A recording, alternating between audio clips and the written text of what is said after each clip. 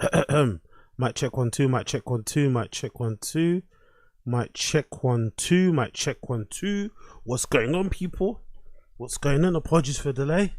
I had to quickly get a tweet out. Apologies for the delay. Apologies for the delay. Wagwan people, can you hear me? Can you see me? Can you hear me? Can you see me?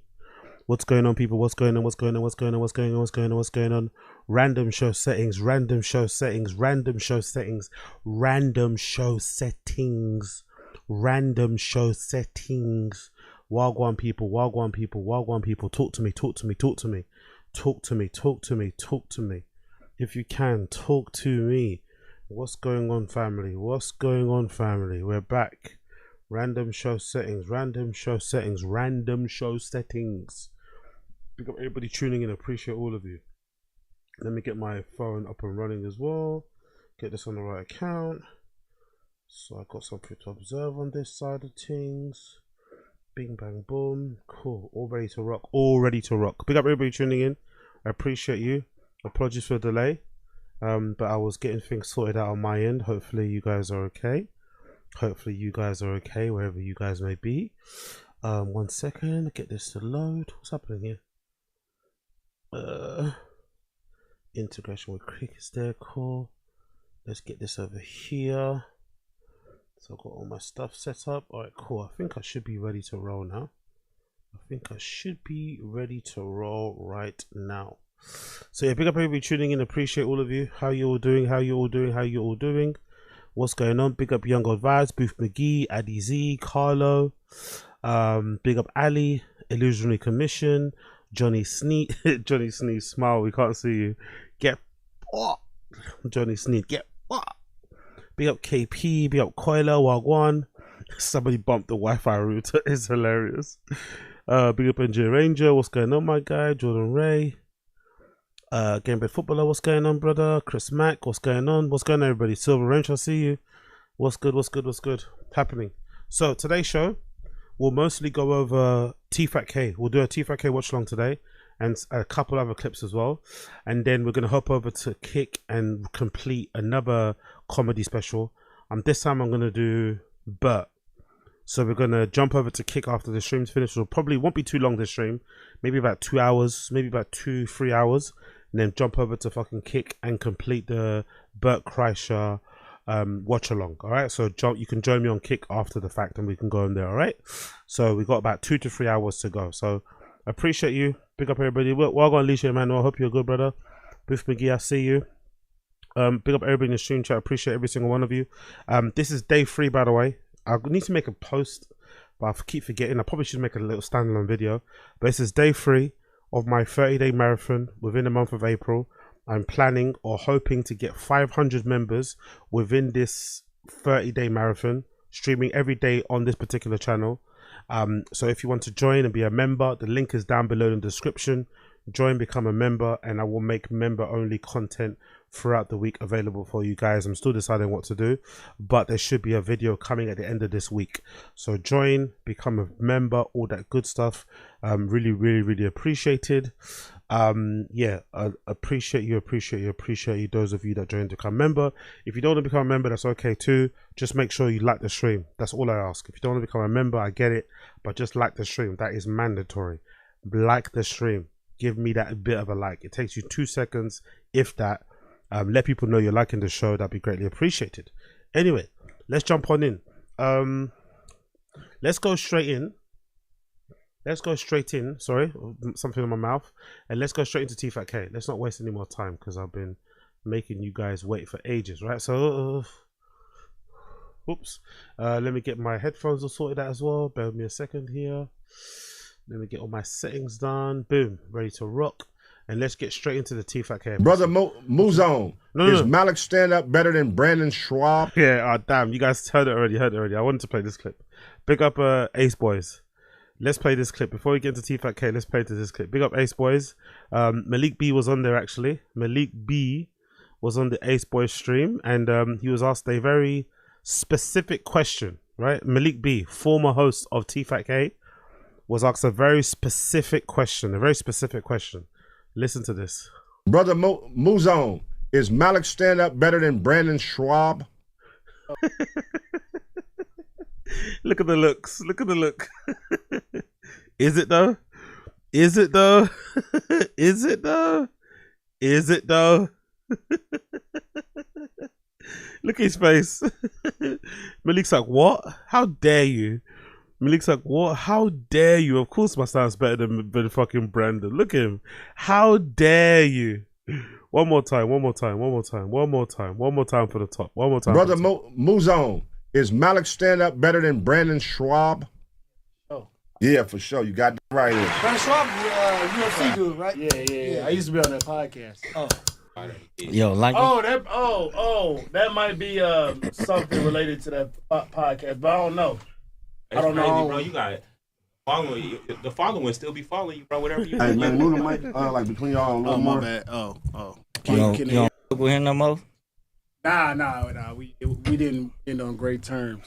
Why not? Y'all squabble up. I know you're a boxer. Y'all squabble up. Nah, I ain't get.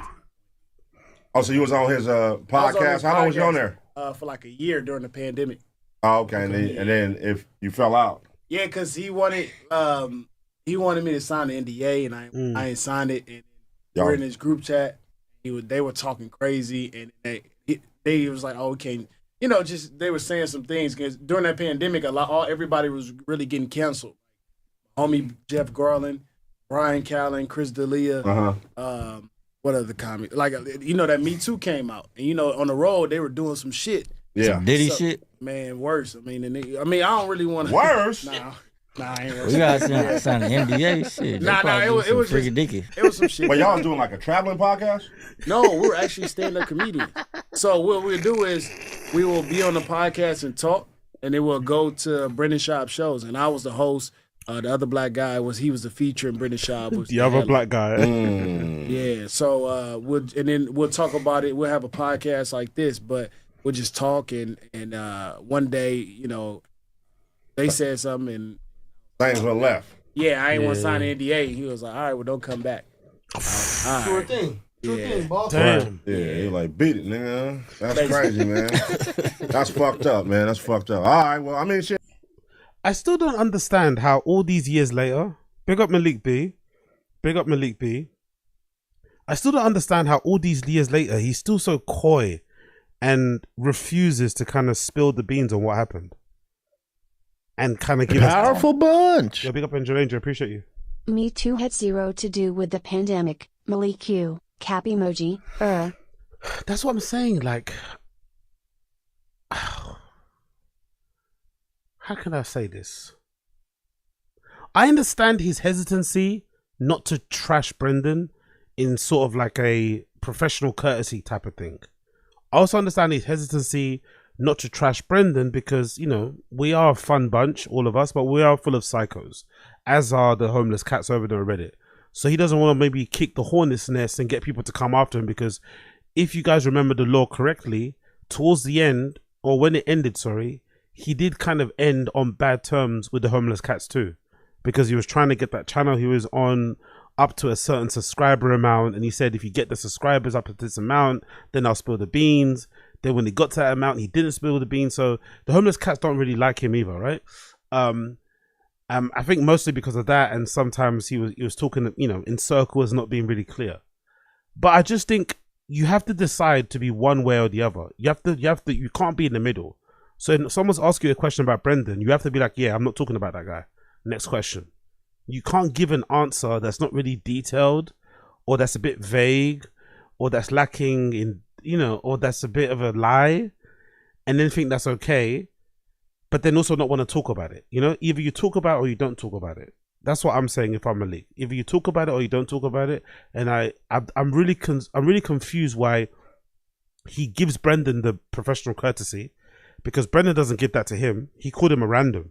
He called him and Chappelle. Chappelle's probably worse because Chappelle and Brendan, I think, ended on good terms. Chappelle left on maybe on one of the only ones to leave on good terms. But he called Chappelle and Malik randoms. And, I'm not the biggest fan of Chappelle. I'm not the biggest fan of Malik either when it comes to his comedy or anything, right?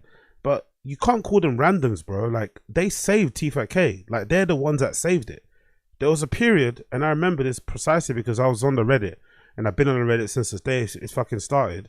I remember on the Homeless Cats Reddit, Tfatk Reddit, there were people that were saying that Tfatk was actually better for a short period when Malik and Chappelle joined. The Reddit was actually saying, oh, Malik and Chappelle are actually making the show fun because they're laughing at Brendan. They're kind of teasing him a little bit. It seemed like he was also okay to be teased, right? They were being funny. They kind of had a little thing going on. It kind of worked for a small period. Then, of course, I think Brendan realized what was going on. I don't think he realized at first. He realized that they were laughing at him and not with him. Then he started to get offended. And then I personally think he pulled them aside and gave them a chat. Probably in the DMs or probably in a group chat. I think he told them, hey, you guys need to chill and dunking on me. And then the show kind of lost its sparkle again. So I think those guys did really good. They helped the show. They helped it kind of, stay afloat. And then when they did keep it they helped it stay afloat to the point where when Brian was ready to come back from, graping cancellation, right? When he ran away because of the grape allegations, when he came back, the show was still alive, largely because of Chappelle and Malik stepping in. So he refers to them as randoms. He doesn't really give a fuck about these guys. And personally, my own personal opinion, I don't know if this to be true, but, I don't think he's the greatest fan of, melanated people in the first place, right? I don't think Brendan's the biggest fan of blacks in the first place. So he would never give them that pressure of courtesy. So I'm really interested to know why he seems to be very wary of saying anything bad about Brendan or detailing what exactly went on. Or maybe the truth is he actually doesn't have any reason to be upset. Maybe the truth is he butted heads with his boss and Brendan, in a very rare situation, was right to fire him. Maybe it didn't look good optics-wise to us on the outside, but maybe there is no drama. Maybe there is no goss. Maybe there is no conspiracy. Maybe he just butted heads with his boss. He flew too close to the sun. He got too big for his britches. And Brendan tried to put him in his place. He said no. And then they ended. It could be okay. It could be one of those type of things, which also makes sense. But I find his approach interesting because he's really far detached from Brendan. He's doing his own thing. He's filming commercials. He's got specials out and shit. His content online is going up. So it's not as if they're going to cross paths if he's afraid of getting beaten up or something. It's not that Brendan can destroy his career because Brendan's not even involved in stand-up comedy and doesn't have that power or clout anyway. So just fuck it, man. Just let the bullets fly. You know what I mean? Fire off. Let the bullets fly. But he's very resistant to do that. And I wonder why. I'm really curious to know why that's the case. Or maybe Brendan fucking, damaged him so much mentally. Every time his name comes up, it kind of shudders down his spine. I don't really know. But either way, Malik kind of gave us a brief synopsis of what happened. He described Chappelle as the other black guy. So it's fair to say him and Chappelle are still not on good terms, which I understand why. Because Chappelle was the ultimate fucking Uncle Tom in that scenario. Chappelle was the ultimate Uncle Tom in that scenario. Not that he should have left with Malik, but he did go out of his way to make sure that Brendan knew that he was the good black guy, So I'm sure that would have not sat well with Malik. And it wouldn't surprise me if they've actually crossed paths, but they've just ignored each other. I'm pretty sure they've crossed paths. I'm pretty sure Chappelle and Malik have definitely crossed paths within the comedy scene, but they've just ignored each other. So Brendan's toxicity has resulted in two black men who should probably be friends, because there's probably not a lot of guys at their age range doing what they're doing in stand-up. They should probably be closer and be kind of, working together or be at least professionally cool. They're now falling out because of fucking Brendan. Everything goes back to the fucking Brendan. Brendan fucking ruins fucking everything. So it is what it is. Big up Malik. Big up Blood Clot Malik. Moving on. What you guys saying here in the stream chat? Addy's eat too many blacks. Brendan didn't like that exactly. He's scared of the C-clamp. True, Jordan Ray, Asar disease.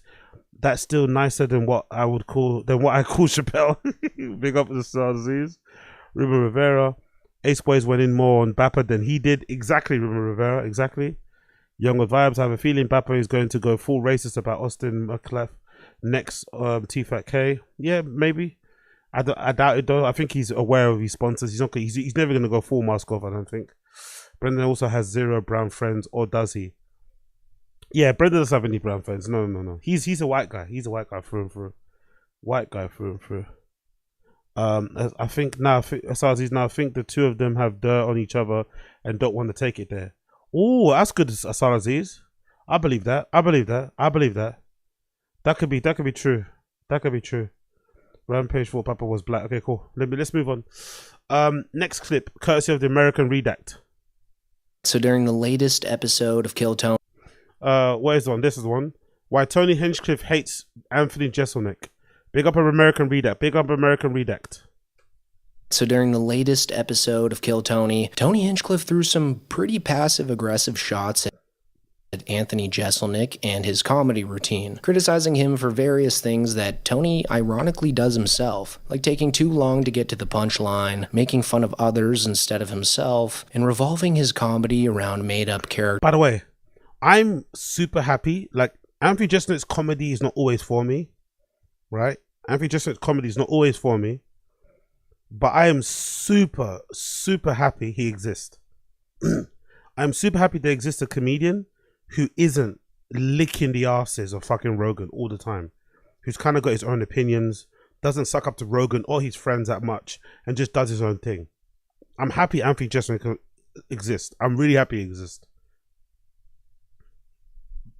Rather than real life scenarios. And just for some context here before I show that. Big up Josie. AZ, do you remember that Ryan Upchurch guy? And I don't remember that. Who's Ryan Upchurch? Ryan Upchurch? No. I don't know who that is. Who's that? Clip. This was all in comparison to Tony's new golden ticket winner, whose delivery sounds eerily similar to Jeselnik's. That was absolutely fantastic. Thank you. I love your delivery. It's very, very dry. It's almost Jeselnik-esque, but you make fun of yourself and you do more than one punchline every 3.5 minutes. So it's a total different vibe. It's absolutely incredible. I don't know, man. I don't know. Yeah, look at Adam Ray. He's like, oh, this is going to cause some problems. I don't know if you can say that if you're Anthony Jeselnik. Sorry, if you're Tony Hinchcliffe. Because he's a pretty shit comedian, isn't it? The show is far better than his comedy. He's actually funnier. Tony Hinchcliffe is actually funnier on Kill Tony as a judge or the host than he is on stage himself. His stand-up is garbage. So I don't think he's in any position to tell anybody that their stand-up isn't good. Yeah, he doesn't come from a... He's no authority. If the authority is that he's done comedy for many years, fine. But I think authority also has to mean that you're kind of good at what you do, right? You can chat shit if you're also good. And I don't think he can chat shit because he's not that good. Personally, I don't think he's good at stand-up at all. Yeah. You acknowledge that you're human and and you make fun of yourself sometimes and real things, not just made-up characters. And big up Josie. He's a singer that was being sued by the Canadian comic Nicole something. She made fun of fat people. He just uploaded the video. I only watched a few seconds of it. He seems off. Okay, cool. No, I'm not really too familiar with that guy. Ryan, what's his name? Ryan Upchurch. Alright, cool. No, not familiar with him. I love that. And just based off Red Band and Adam Ray's reactions alone here, you can kind of tell that these comments from Tony weren't really intended to just be friendly banter for Jeselnik. Like, these shots felt kind of personal. Yep. And the reason for that is because, well, if you don't remember by now, around last November, Jeselnik made it his sole mission in life to tell the world just how hacky Tony Hinchcliffe and pretty much the entire Rogan sphere was as a whole. I fucking love Anthony Jeselnik, isn't it? I fucking love it. I fucking love it. He's the last of a dying breed. One of his most brutal insults being a quote he made for a popular news article where he called Tony a troll basking in the shadow of Joe Rogan. But that quote... What an accurate review. What an accurate review of fucking Tony Hinchcliffe. Sorry. A troll basking in the shadow of Joe Rogan. Impressive. Quote was just the tip of the iceberg for Jeselnik calling out Tony and the mothership. Appreciate you, Josie. Thank you. Comedians. He also went after them pretty hard on a slew of different podcasts, with one of them being Dan Le Batard's podcast, where he labeled Tony Hinchcliffe and Joe Rogan's humor as cringy shock comedy, since they pretty much just use slurs and offensive language to shock people instead of making them laugh. But isn't it kind of admirable that they've been able to get away with, like... This is my contrarian side always coming out, isn't it? This is my motherfucking contrarian side coming out. are we putting too much of an onus on the idea that all jokes should be set up punchline and shit? If they're able to get away with what they get away with, who are we to judge? You know? I don't like it. I would never go and watch these shows with these guys. But who are we to judge if the masses actually enjoy it? It's like the whole Taylor Swift phenomenon. It's not for me. I've tried, but I get why. But if people like it, then I let them like it. I'm not gonna question why they like it, if anything makes sense. But maybe I'm just being a contrarian. I'll hear this. People would say, is there any line for you? I would not use a racial slur. I would not use an anti-gay slur. And I will make gay jokes. I will make racial jokes. But I think once you use the slur, I think you're dead in the water. I've thrown comics under the bus for using slurs before. Because I just think it's got no business in stand-up comedy. So I would never do that. I wouldn't call it a line, because I'd be happy to talk about these subjects, but you have to do it in a smart way. Again, you want people laughing, not just like that. Can't be all there is. It's got to be a laugh in there. No, it can't be provocative. I love him so much. Provocative for the sake of provoking. Mm-hmm. And that pretty much sums up the comedy style of most of the big names that perform at the Mothership. I mean, even Shane Gillis came out to say that comics in the Mothership were going a bit overboard with the slurs. Comedy movies are back. True. Powerful in a big way. Pendulum swung. Pendulum swung. Yeah, big up. I thought it was funny when Luis J. Gomez on Legion said, "Me and all of my comedy friends love and are fans of Anthony Jeselnik, and he can't stand any of us. He hates all of us." Really? I didn't know that. That's fucking amazing. I love it. I love it. I love it. Yeah, but just imagine, would he hang around with them even like in terms of like just chilling? Like even their lifestyles probably don't match, you know? I think Anthony Jeselnik has like interests and hobbies outside of stand up, you know? He does stand up, he loves it, but he's not just all about stand up, you know? He's not all about just standing at the comedy Mothership and just chatting shit. He's not all about just fucking drinking whiskey and beers and all that stuff, right? Or doing fucking ayahuasca and smelling salts and fucking cigars. He probably does other things. He probably has other friends. So he's definitely not just one dimensional. So I could imagine. But then just put that to one side. Just imagine Anthony Jeselnik and Luis J. Gomez hanging out. Just imagine what that would look like visually, you know? What would they even talk about? So yeah, I like that he hates them. But I also like the fact that he's good. So they can't say anything. That's what I like. I like the fact that he's better than anybody in that crew. I can't think of a single comic, apart from Shane Gillis, that is better than him within that JRE extended universe or within his kind of inner circle. Not one single one. So I think it gives his criticism a bit more weight behind it, a bit more authority. I mean, he can speak from a place of authority because he's actually a good comic. Swung. Pendulum's fully swung. Maybe too far. Head down to the Mothership, you go, oop.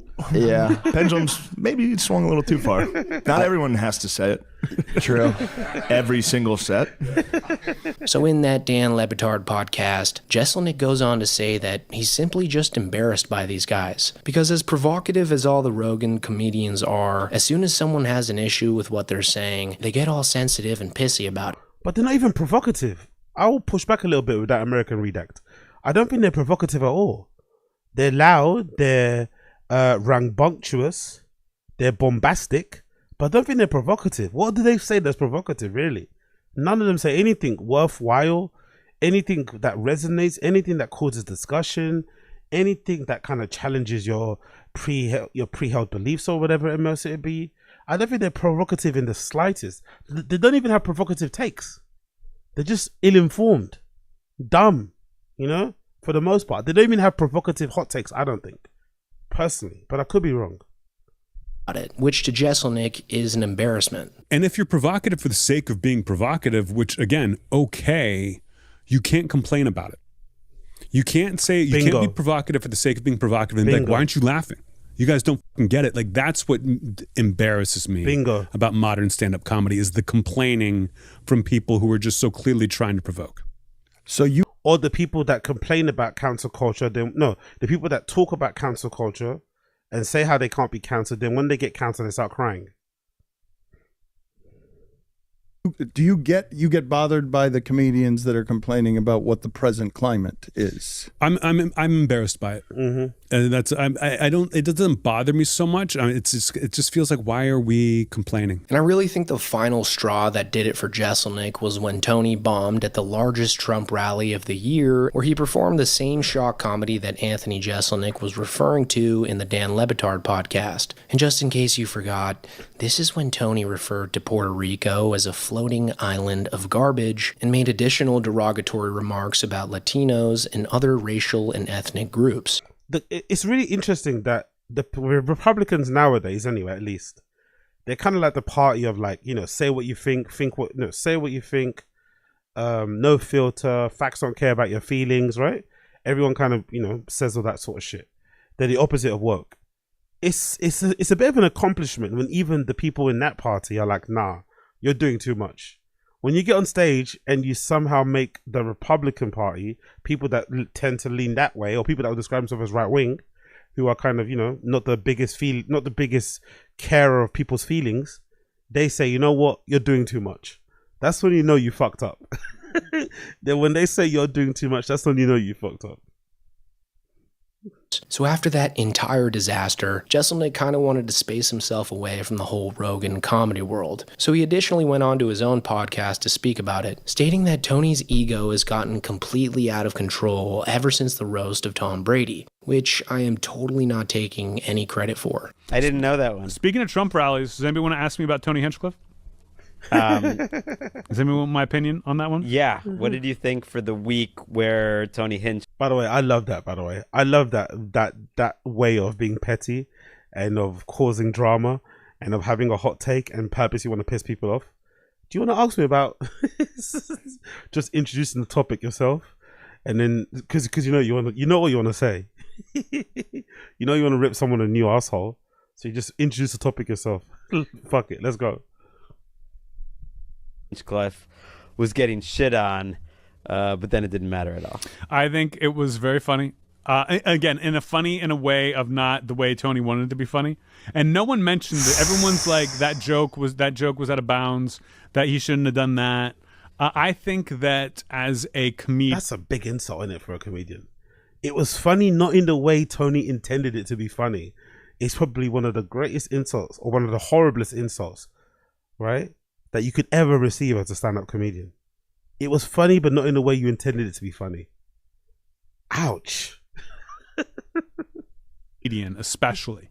I think maybe in all art forms, or maybe in all of life, the most dangerous time for you in your career is right after you've had a big success, because you get real amped up and you want to do it again as fast as you can. I think he did that roast of Tom Brady and got real high on himself. And again, I'm not going to point you to the interviews, but Google Tony Hinchcliffe interview in the past 4 months. It's fucking insane how out of control his ego is. And again, and I also love the fact that he admits he watches stuff. One of the things that drives me nuts nowadays is this kind of fake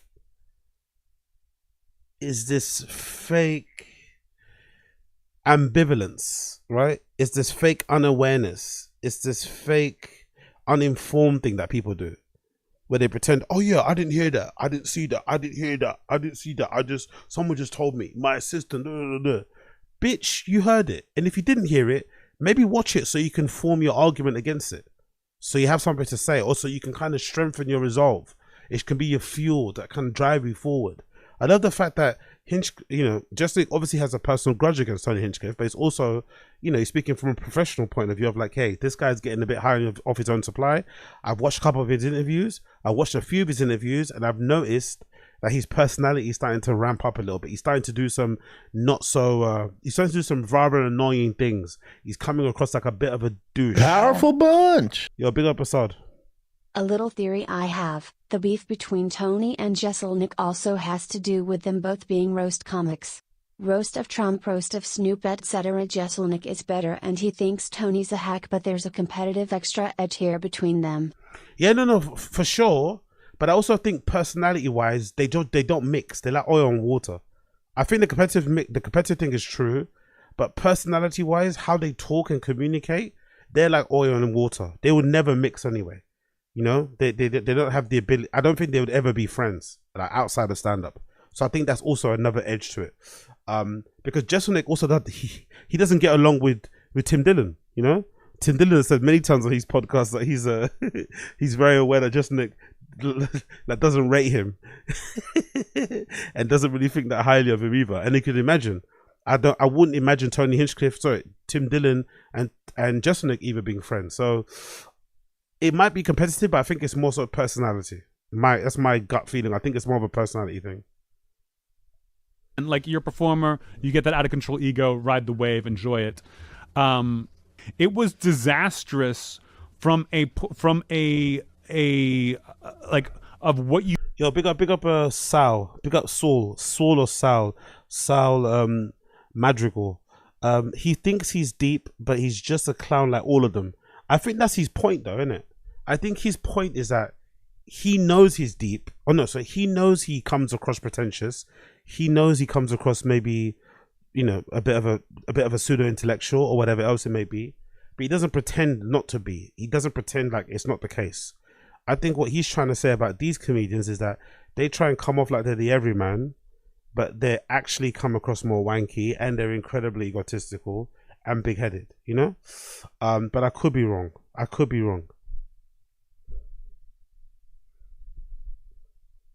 You chose to joke about, like, he just did a stand-up set thinking it's like the Tony Hinchcliffe show and just made everybody mad at him. I think it was a terrible venue to do stand-up in. He acted like he was just doing stand-up at Madison Square Garden, which he was not. Do I think it's cool to open up a Trump rally? No, I do not.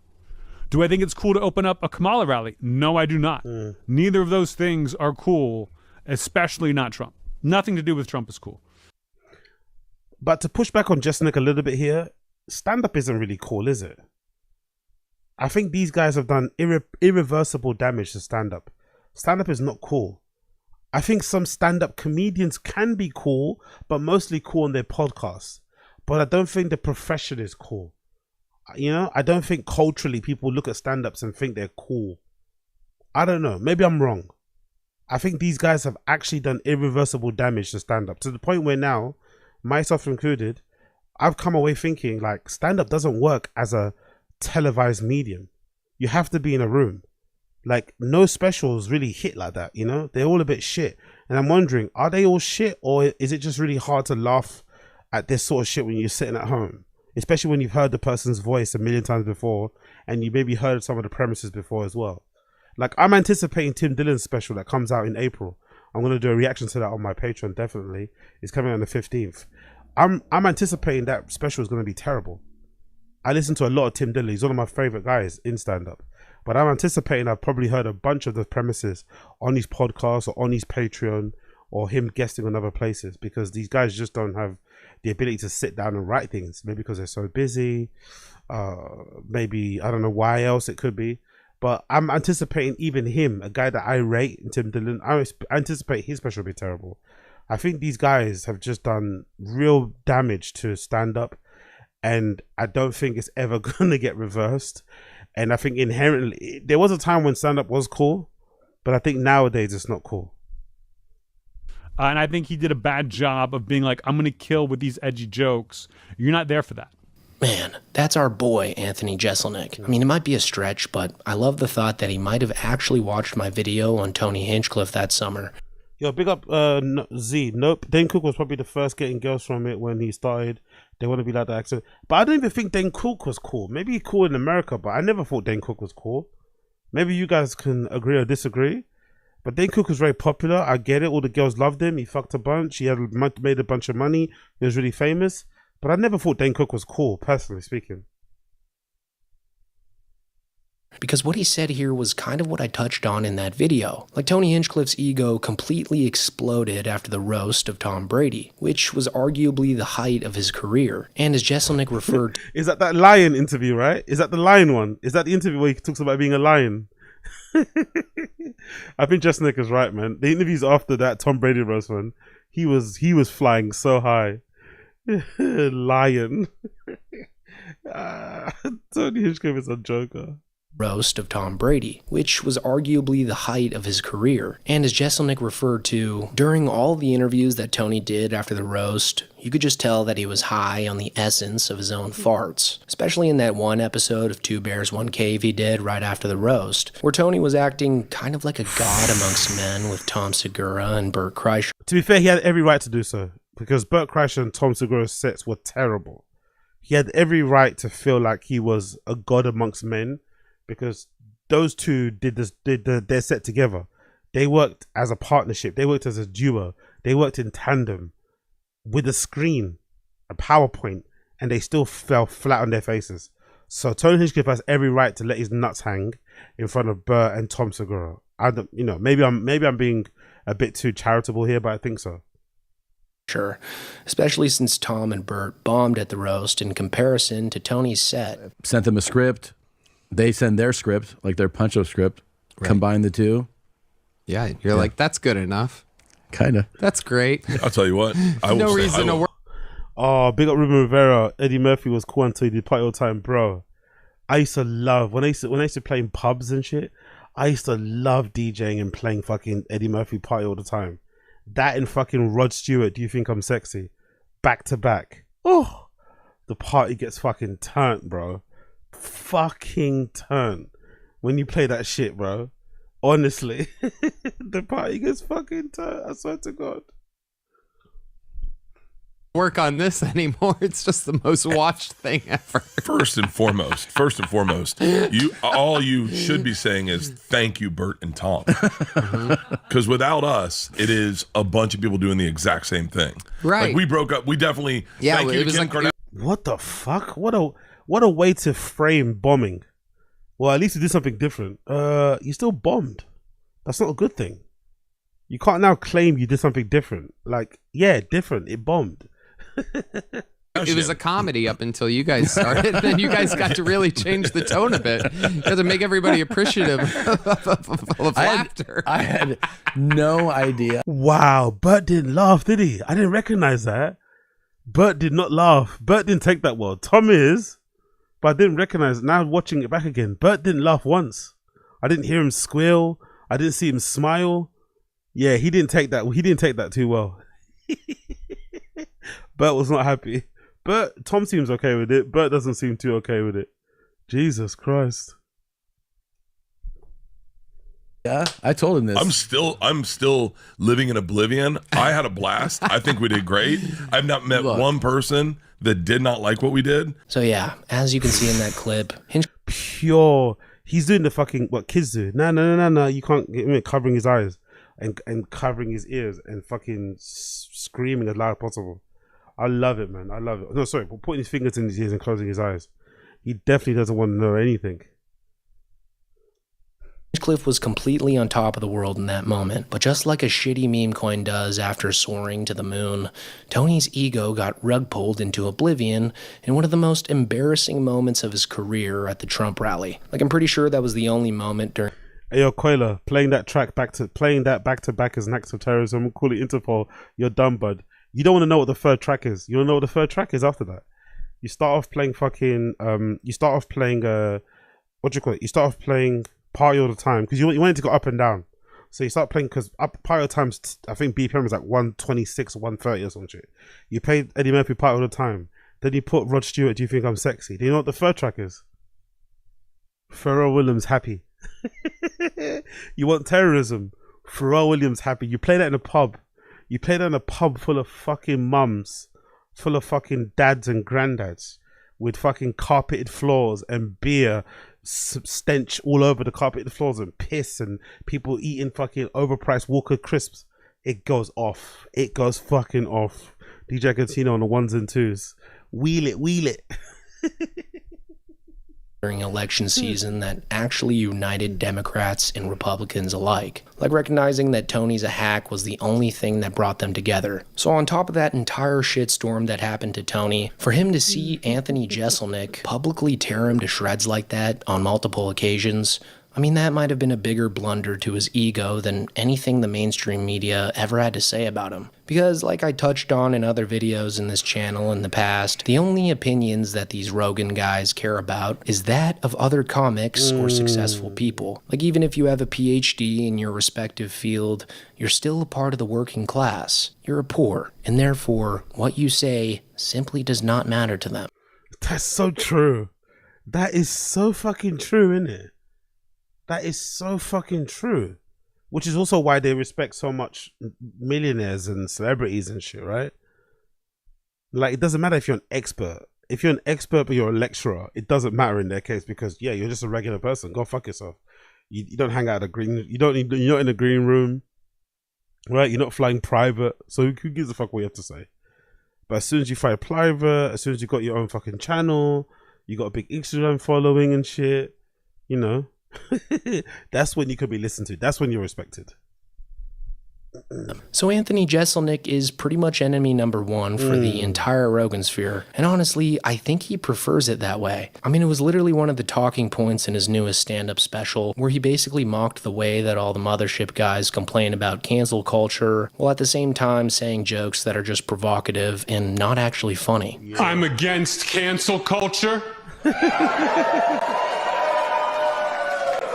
Thank you. That's my impression of a shit comic trying to get on Rogan.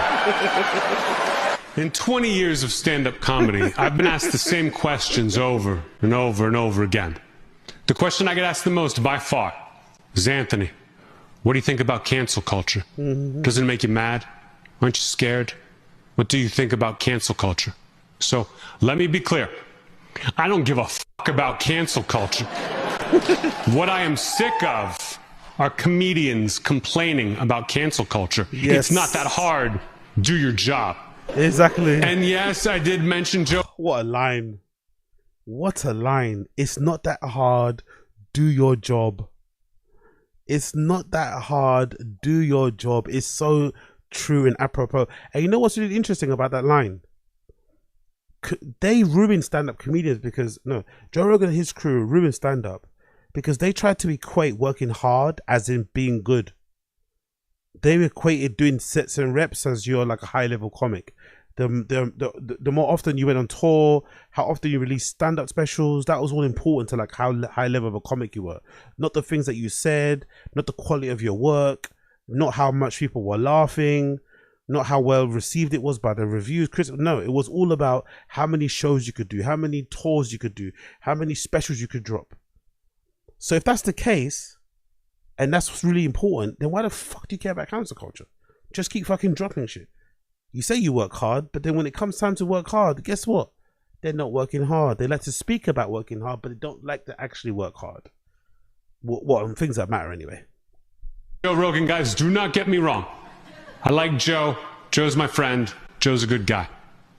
But if you listen to his podcast, you're a fucking loser. Jeselnik also appeared on Tom Papa's podcast to talk about this. Oh, Tom.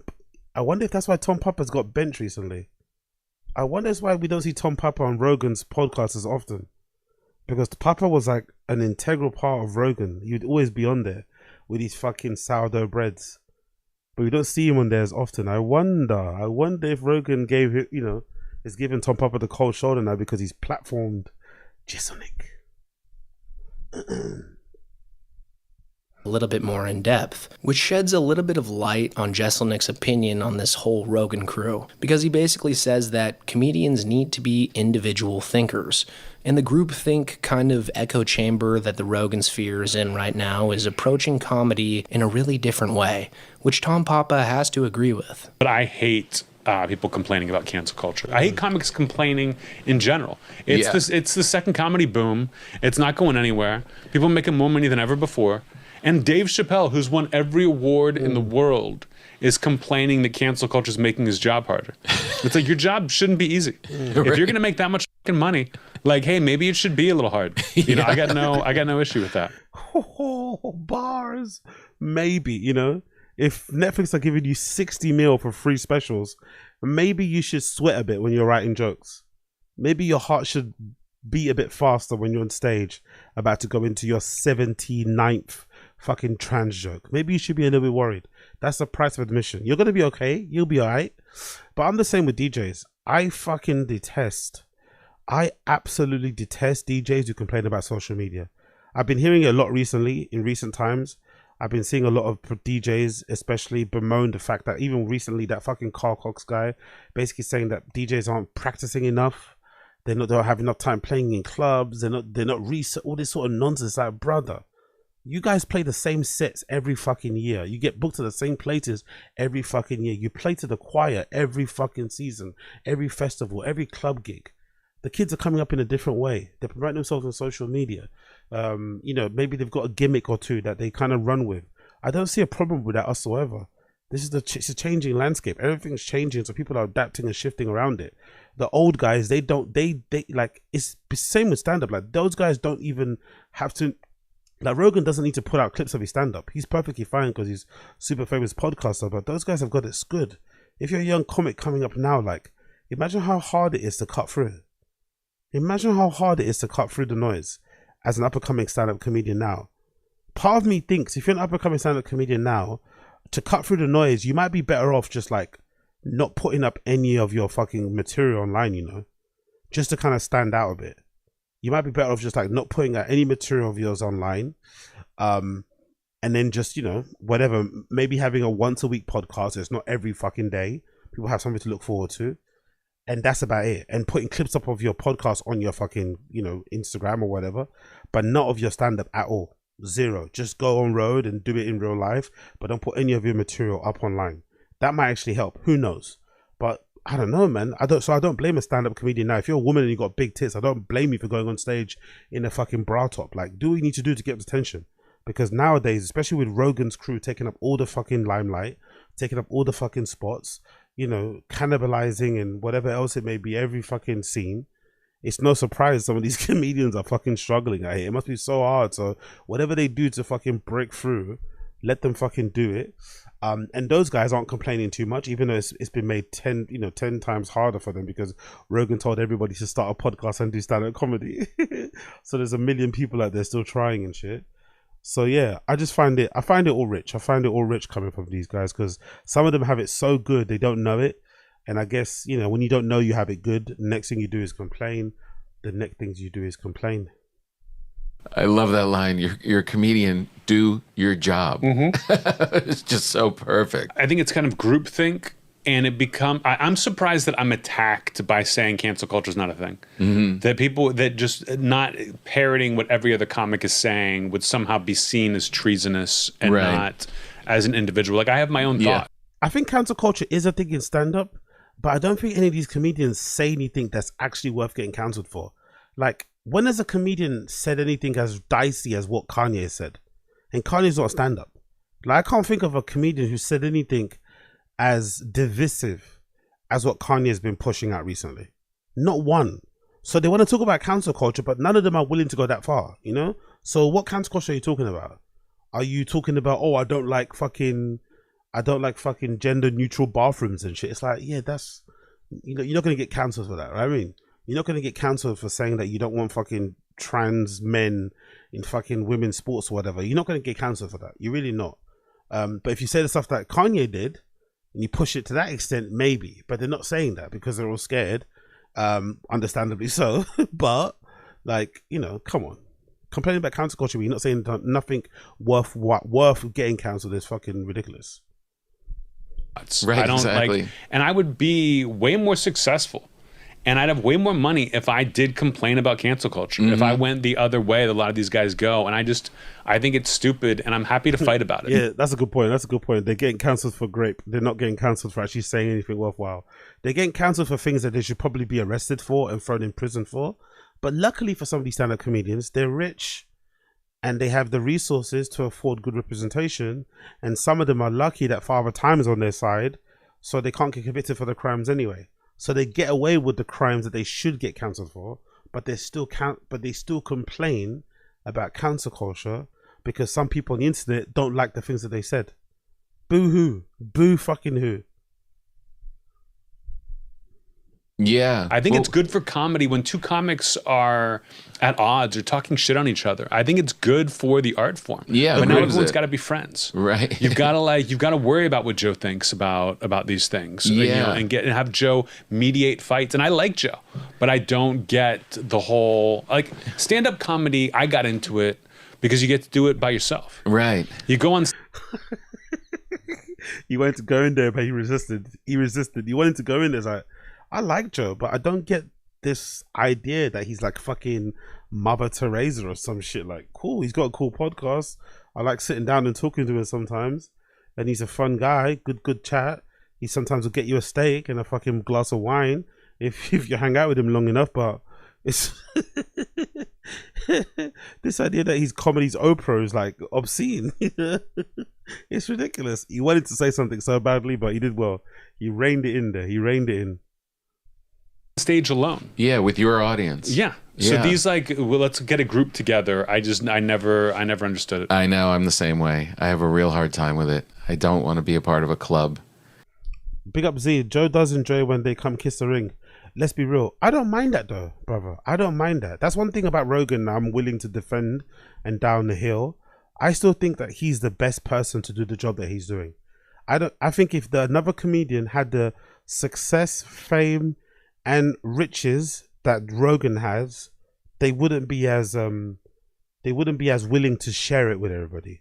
I think the fact that he's willing to have so many random comedians, big or small, on his podcast, talk about specials, put people on shows, put people on the road with him, open up a comedy club, book all these friends, book randoms. I think that says a lot about him and his character. So I think if he takes some satisfaction and gets a bit of an ego boost for having people come to his studio, to his podcast and kiss the ring, that's a good thing. Because I don't think a single comedian, Jeselnik included, if they were in the same position that Rogan was in, would be so charitable, you know? I don't think so. I really don't think so. Like he does a good thing with that pod. He has a good thing for comedy in general. It's just a shame that all of his friends are terrible, you know? And I don't know if that's on purpose. I don't know if that's on purpose. I'm not too sure. I don't know if that's on purpose, like, because like it's weird that he has such a outsized influence on stand-up, but he has so many stand-up comedian friends who are like really popular, but their stand-up is garbage. Like it's quite an interesting phenomenon if you think about it, right? A lot of his friends are not that good at stand-up, objectively, in my opinion. But they're also some of the most quote-unquote famous people in the world. Which makes sense, I guess, because he's one of the famous people in the world. So if you stand next to him, his fame will rub off on you. But I find it odd that he has so many friends who do the same job, and they're all pretty garbage. Like the only person that you wouldn't say is garbage is what? Shane, Mark Normand, Joe List is maybe an extension of that. Maybe Dan Soda, but again, I don't think he's not really in Rogan's crew. But the only people you can say in Rogan's crew who are definitely not shit, Shane Gillis, Ari Shaffir, and Mark Normand. That's it. It's a pretty thin list. No. And what's so ironic is that if you're not in step with every aspect of what they're talking about, then they kick you out. Mm-hmm. Well, how anti-comedy is that? Yeah. you know what I mean? Because you don't think the way we all think. Right. It's like, how is that? Yes, exactly. Shouldn't I be celebrated for thinking differently? Exactly. Isn't that the point of comedy? Yeah. Why did Tom Papa say that? Why did Tom Papa make that point? Did Tom Papa get kicked out of the Rogan crew because he may disagree with them politically and shit? Is to think differently from everyone else. And that pretty much brings us back to today. I mean, there's no, don't say that, Uche. Don't say that. Mark was significantly worse when I saw his when I saw his show after the Rogan bump compared to before. Oh, don't say that. Really? That sucks to hear, man. Fuck. That really sucks to hear. I really like his stand-up usually. But it makes sense though. It does make sense. It does make sense. Fuck.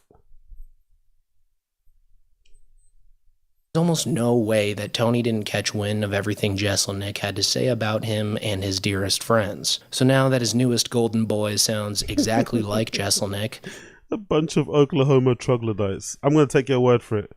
I don't know what the standard is in Oklahoma in terms of the baddies, but I'm gonna take your word for it. Oklahoma troglodytes is hilarious. This was Tony's moment. It's almost Jeselnik-esque, but you make fun of yourself and you do more than one punchline every 3.5 minutes. So it's a total different vibe. It's absolutely incredible. Thank you. You acknowledge that you're human and Jesus Christ. and you make fun of yourself sometimes and real things, not just made up characters. And I love that. So yeah, guys, pretty petty shit from Hinchcliffe as usual. I mean, you can almost feel a hint of jealousy for Jeselnik during this sneak diss. It's almost like Tony knows that... Hold on. Is that a bomber jacket that he's tucked into his jeans? Feel a hint of jealousy for... Has he tucked a bomber jacket into his jeans? Oh, he's tucked it behind his belt buckle. Okay, cool. I thought he tucked his bomber jacket into his jeans. Or into his... He's got cargo pants on. He's wearing a cargo pants with a bomber jacket and a... Huh.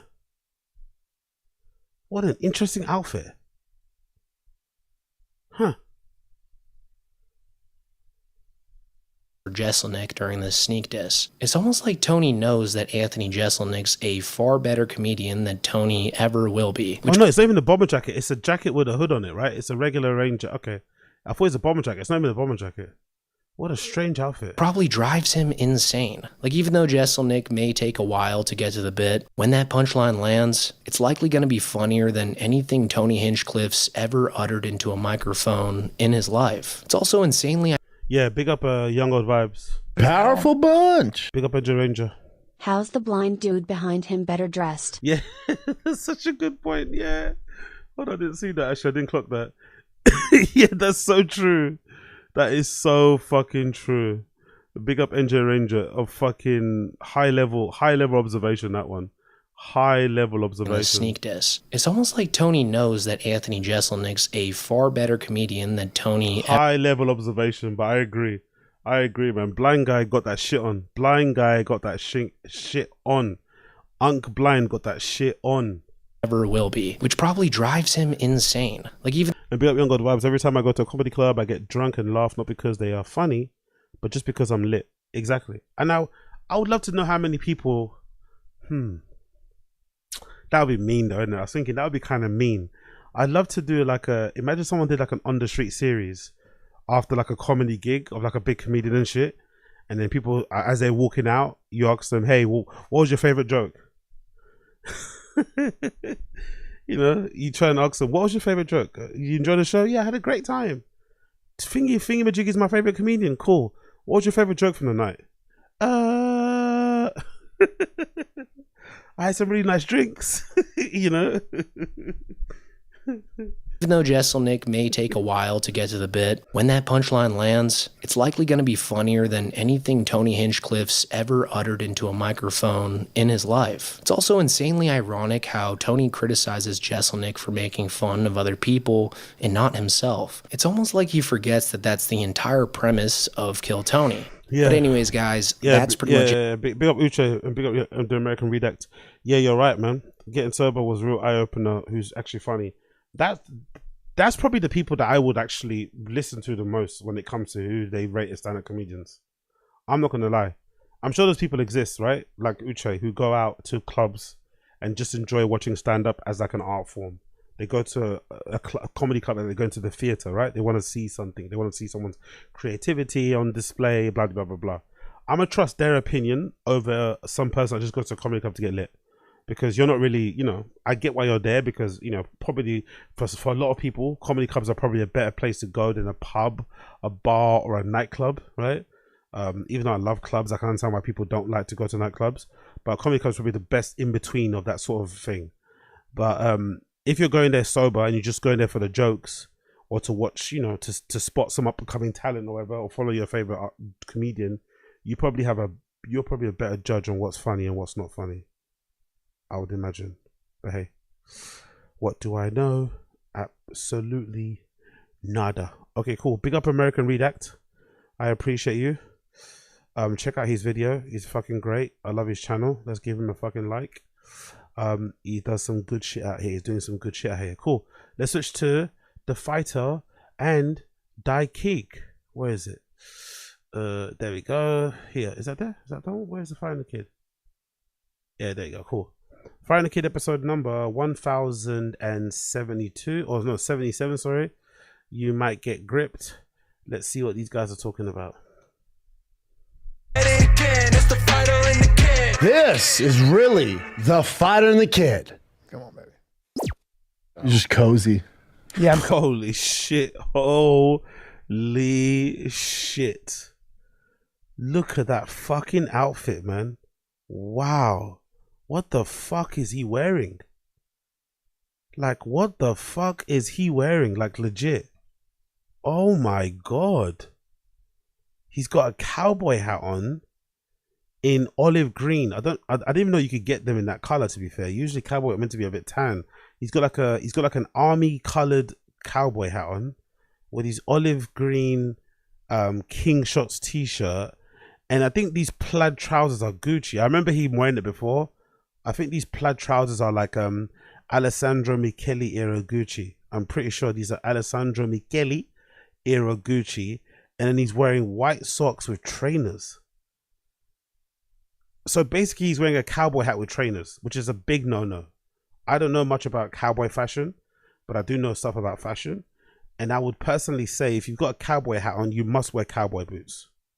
At most, Chelsea boots. If you don't want to wear cowboy boots, it's going to be Chelsea boots. But you can't wear a cowboy hat with trainers. It's just not allowed. It's like wearing a cowboy hat with Vans on. It's not allowed. If you got Vans on, wear a fucking trucker hat or a snapback hat. If you got a cowboy hat on, you have to wear cowboy boots. You just have to. But then you can't wear cowboy boots with plaid pants. Powerful bunch. Pick up a disease. Bob is dressed like the healthiest patient in Dallas Buyers Club. Powerful 5. Powerful fit. Powerful fit. Yeah, honestly, big up Disease, you're a legend. Holy fucking shit. Powerful bunch. Yo, big up Cat. Do you have a gun? Look in awe.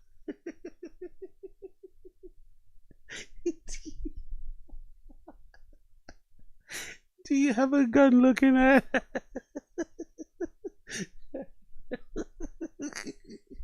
That does look like a do you look like a, that does look like a do you look like, do you have a gun in it? That is a very do you have a gun looking at? Oh my god. Actually that might have to be the new drop for the fucking Powerful bunch. Yo, big up Skinner, appreciate you. Crocodile Dundee. Oh my god, Crocodile Dundee. Crocodile Dundee. Powerful bunch. Pick up RV. I'm from Tigas. That's a violation. Yeah. Even fellow Texas people are not having it. Big up RV Sanchez. I'm from Tigas. But yeah, man. Honestly, you guys are hilarious, man. Crocodile Dundee is fucking too much. Supposedly he's into fashion. Imagine what, like, I could understand the outfit in his head, right? Because maybe he wants some pants. He doesn't want to wear jeans. Maybe his jeans he has at the moment are too baggy, and that's the problem with buying trendy clothes. He probably couldn't wear any of his jeans because all of his jeans are really baggy because he's trying to do that whole Gen Z 90s, you know, late 80s Jenko big skater pant thing, right? What all the kids are doing. He tried to copy it and wear the same thing that the kids wear. So he bought a bunch of baggy jeans that just look horrible in him anyway. But he doesn't probably have it left any more like regular jeans. So the closest thing he could wear was those. But sometimes outfits, I'm sure some of you guys are the same, you can think of a good outfit in your head, but then when you put it together, you think, oh my God, this was horrible. So it surprises me that at no point when he put this outfit on did he think to himself, oh, that looks terrible. Maybe I had an idea in my head, but when you put it on, it's like, oh, this is not good. Because objectively, this is a terrible outfit. And all it needs a change, in my opinion, because I personally don't like the King Shocks t-shirt with the fucking hat. With the cowboy hat. I think if you're going to wear a cowboy hat, you have to wear like a flannel. You have to wear like a plain t-shirt or some sort of t-shirt that is relating to like the great outdoors or horse ride. I don't know. It's something like that. You can't wear like a King Shocks t-shirt. It's strange. But I think if you leave the top, just change the bottoms. Just change the bottoms, man. Just put on some jeans and some cowboy boots and you're fine. Tuck that t-shirt into the fucking jeans. It looks a bit weird, but you're perfectly okay. If you tuck the shirt in to a pair of jeans with some cowboy boots on, he'll be fine. But those pants and those trainers don't even go together. They don't even look good, even if he wasn't wearing a cowboy hat. But that might be one of the worst outfits I've ever seen him wear. It's so bad. But maybe this is also an outfit he's wearing because he's moving. You know when you move, you don't really have much stuff to hand. Maybe this is the only thing you had left. Like, it's like a bat. You know when you have to wash everything at home and the only thing left in your wardrobe to wear is like that really tight t-shirt and the pants that you don't really like to wear too much. So maybe these are the only things that he could wear that were like new. But God almighty, he looks terrible, man. He looks terrible. That might be one of the worst outfits I've ever seen. Ever, ever, ever. It's so bad. It's legitimately a 1 out of 10. Maybe a 0 out of 10. And those dusty trainers that look like they've been beat up. Like, okay, looks like he plays catch with Tiger with those shoes. Those shoes look like they've been beat up as well. Like, what are you doing, bro? God almighty, what a horrible outfit. Yeah. I think that's up there with this outfit. What's the outfit? One of his worst outfits was this one. What's that one again? Brendan Shaw. I think Scooter. That was one of the worst outfits. The one where he's got that Gucci bag, that Gucci little bum bag. Yeah, this is one. That's the one. That's up there with this outfit. This is one of my least liked Brendan outfits of all time. I fucking hate this outfit. That hat, the t-shirt, the jeans, the trainers with no socks, the fucking bum bag. Go get forked. It's up there with that. Like, look at that.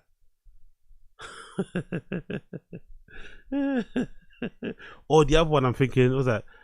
During COVID, right? Brendan Shaw, was it? Spotted. Let's see. Oh, it was like a paparazzi shot. Somebody saw him in a parking lot somewhere, walking across the parking lot. Oh, let's just do this. Let's just do Brendan Shaw worst outfits. Is that possible? Someone must have that, right? Oh yeah, look what come up. Yeah, that one with fucking Jake Paul. Yeah, that was pretty garbage too, isn't it? This one, that was pretty garbage. He thought he made it, innit? He thought he made it, man. Imagine trying to clout chase a fucking night. How old was Jake Paul then? How old is he? He might have been like 20 or something. Imagine trying to clout chase a 20-year-old and you're nearly 40. Shocking. This one I don't mind too much, right? The Toy Story one. That's for Halloween. I don't mind that too much. Halloween one. Hold on, is that like an old pic? Oh look, an old pic of Brendan and his brother. Yo. Okay. Back in the day. What do we have? Another outfit pic? Any more bad outfits? Oh, LOL. People thinking this is Brendan is fucking hilarious, by the way. People thinking this is Brendan is fucking hilarious. But yeah. What can you do? What can you do? Let's go back to the Tfatk. There we go. I get it. Yeah, we're a couple cozies, guys. You're cozy. Now, you and I are a couple of cozies. Now, here's a couple things I want to start this podcast with. I'm looking at your cowboy hat. I know it was given to you. I know my boy Christian gave it to me. Yeah. And people are now doubting that it was given to him because I saw on the Tfatk subreddit people basically saying that cowboy hats, like any hats, I'm assuming you have to get them by size. And Brendan looks like he's got a pretty big dome. So how did some random person on the street guess what size hat Brendan wears? Unless the person just gave him a double XL or something, you know? So people are now doubting about that story. They just, like, he just made it up. He made up a story that someone gave him a cowboy hat in the street when really he probably bought it himself. And it's like, why would you lie about that, you know? Like, why does somebody giving you a cowboy hat sound cooler than you saying you went to a really cool cowboy hat shop and got measured and somebody made you a hat and now that's what you're wearing? What's better? Like, I think like I think they're going to a shop and having one made for you, you know, by hand and shit to your measurements. It's actually a pretty Powerful bunch. Yeah, big up Salaziz. This is what happens when you always been a fashion guy but also always been a Texas guy.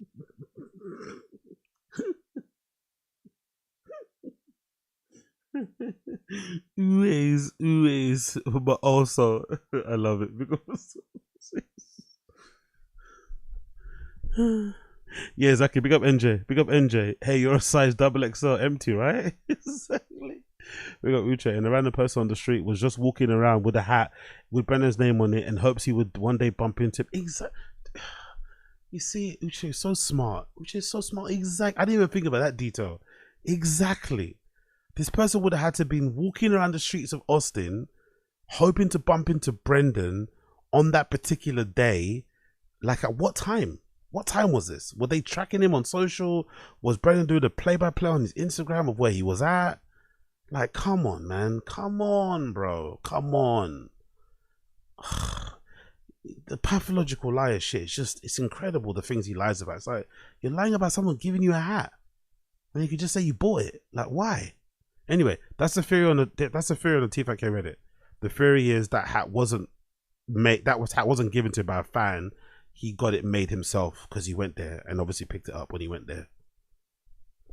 We know also the rule, and it's all good. If you are a cowboy, you can wear a cowboy hat. Correct. If you're born and raised in Texas and you're going to an event, a cowboy hat, boots, and a belt are also Stockyard. part of it. That's it. Rodeo. If you are from Aurora, Colorado, and you work with horses, then you can wear a hat. You can wear a hat. But if you are a guy who lives in LA with those pants and you're wearing a cowboy hat, I still can't wear it? No, I didn't say Even that. though it's given to me? Of course you can wear the hat, but it doesn't make you a cowboy. It does make you a dick, right? Yeah, Typically. fair. And that's fine. Oh, finally, thank God. Finally, some kind of comedy and some teasing and some ripping into him because he does look like one. Finally. God almighty. I thought he was going to start sucking him up, but finally, at least some tease because in like usual friend groups, doesn't matter what gender, if you come out wearing something like that, your friends are going to rip into you a bit. Still love you, you can still come out, but they're going to let you know you look like a fucking idiot. It's up to you what you do next. You can still keep wearing that if you're really about that life. But usually in friendship groups, you're going to get teased. You're going to get ripped into a little bit. But Brendan's so thin-skinned. He surrounded himself with so many yes men. He pays everyone's salaries, which makes probably sense as why they're yes men, that no one's willing or is able to kind of tease him even a little bit. I'm not saying tease him like fucking the Fire and the Kid Reddit guys or some of you guys here in the stream chat do. No, just a little bit of light teasing, poking, boom, boom, boom, boom, boom. It never happens. So this is quite refreshing because we never ever see it happen. More often than not, it doesn't happen. He just gets to sit there in dopey outfits and no one points out that he looks dopey. Fair. But I like that was given to you, and I approve because it matches your outfit. Does it match? And it's What's a gray? nice Stetson. That's a nice. Also, you don't want to match your cowboy hat to your outfit. I'm not going to lie. I don't think it's that important. A cowboy hat is almost like wearing a jacket. You don't want to match your jacket to your outfit. A jacket's like a statement piece, right? So is a cowboy hat. It's like a piece. It's like it doesn't need to match. You don't need to have you don't need to get all Matchy McPherson with your fucking cowboy hat. It's not that deep. Maybe start off with a good outfit and then the cowboy hat to finish it. But you don't need to match it like he did, obviously. You probably laid it out all out in his bed before. Nah, it's a proper cowboy hat. Proper Stetson. I might get bullied in Texas. Someone might take it, right? The thing is, nobody can bully you. No. So at the end of the day, you're fine because you have cauliflower ears and you're a giant. Yeah. And I'll wear this fucking hat if I want. Yeah, and you're also you're not old Brendan. There's a lot of Aurora Brendan back in the real Brendan is back. Yeah. And he might give you, see, this is what I say about this. Can I just tell you how I want? So hold on, so now he's not from LA anymore. Remember he used to fucking jock LA and say about how important LA is. So now all of a sudden he identifies with Aurora, Colorado now.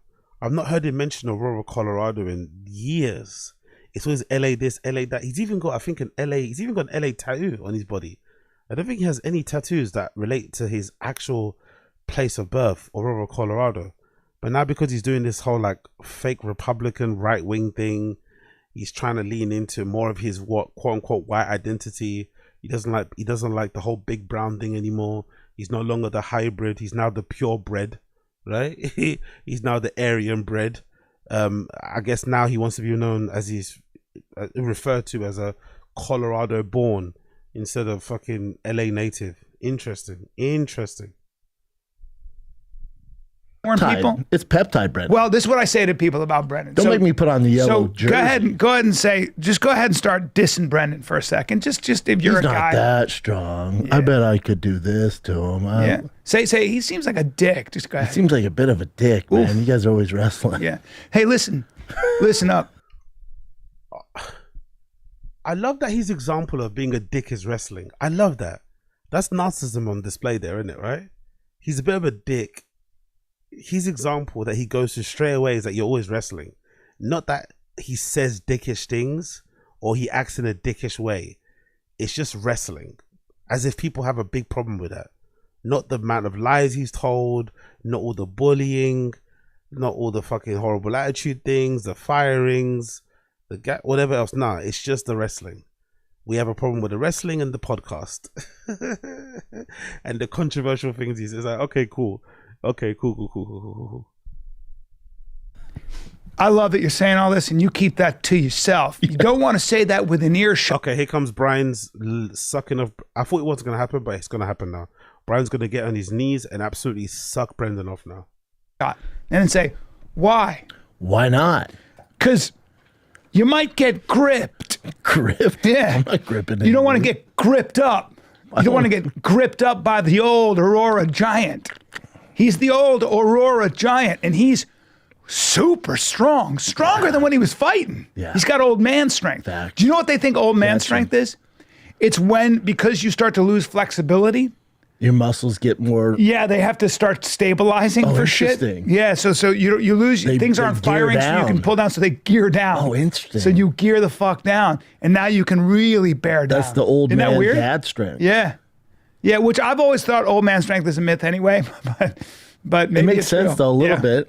There is something like Yeah. Because if your dad's weak, I'm sure TRT, peptides, whatever else he takes, I'd imagine that might help, right? I'd imagine. Other steroids, who knows? I'd imagine that might help. But hey, what do I know? God. Yeah. But there are guys like, look at a guy like, there are guys, Josh Prey, as a comic, was talking about Shannon Sharp. And Shannon Sharp, like almost. You ever seen him? Dude, some basketball player was giving Shannon Sharp some shit about his sweater or something. I know. And Josh Prey was like, no, it was just some tall, skinny guy. I remember, and Shannon stood up and was like. And Josh Prey was like, hey, that's a grown man, and that's Shannon Sharp. He's that guy who can do something. He can turn there was something in an engine. He can do it with his finger. Like he doesn't need pliers. He's one of those guys where you go, why do you do that? He's so stupid strong. Don't get it twisted. Don't get it. No. You don't want any of that smoke. No, none of that smoke. But the internet blurs those lines. No, that's blurs those lines. That's a whole different level. I was with Tarek. That's the beauty of the internet, though. Doesn't matter how big and strong you are. If you say something dumb, people are gonna clip it. They're gonna point it out, and they're gonna point and laugh at you mercilessly. The problem with people like Brendan, who relied a lot on his strength, a lot on his size, lack of a better phrase, aura, to kind of intimidate people, is that on the internet that doesn't run anymore. People don't give a fuck. Actually, the more you display that you're annoyed and that people are getting under your skin, guess what happens? The more they do it. So all of that big, I'm this, no one gives a fuck. You say dumb shit, doesn't matter if you're big, doesn't matter if you're muscular, you're not immune, you're not fucking exempt from getting trolled, from getting ripped on, from getting dunked on. That's how the internet works. It's a bit of an even playing field in that regard. Everyone gets it. Doesn't matter who you are or what you are. I don't know. It's just a strange. But I guess in Brendan's defense, he's also never come to grips with it. He's never come to grips with it, and in the time he's never come to grips with it, he's also been mercilessly trolled because he's obviously a very easily, as Theo Vaughn said, he's an easy to hate person. So he's never actually gotten around to figuring out what's going on out there on the internet. and he's also every year on year he does something that will annoy you. So maybe he's right. Maybe he's within his right to be like this, a bit chippy. But I do find these conversations interesting because I feel like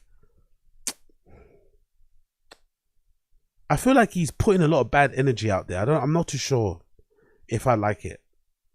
I think he's putting energy out there that if ever someone troll was to come up to him and say something smart or how people on live streams troll people and shit, he's giving that type of energy where he's willing to like crash out on someone.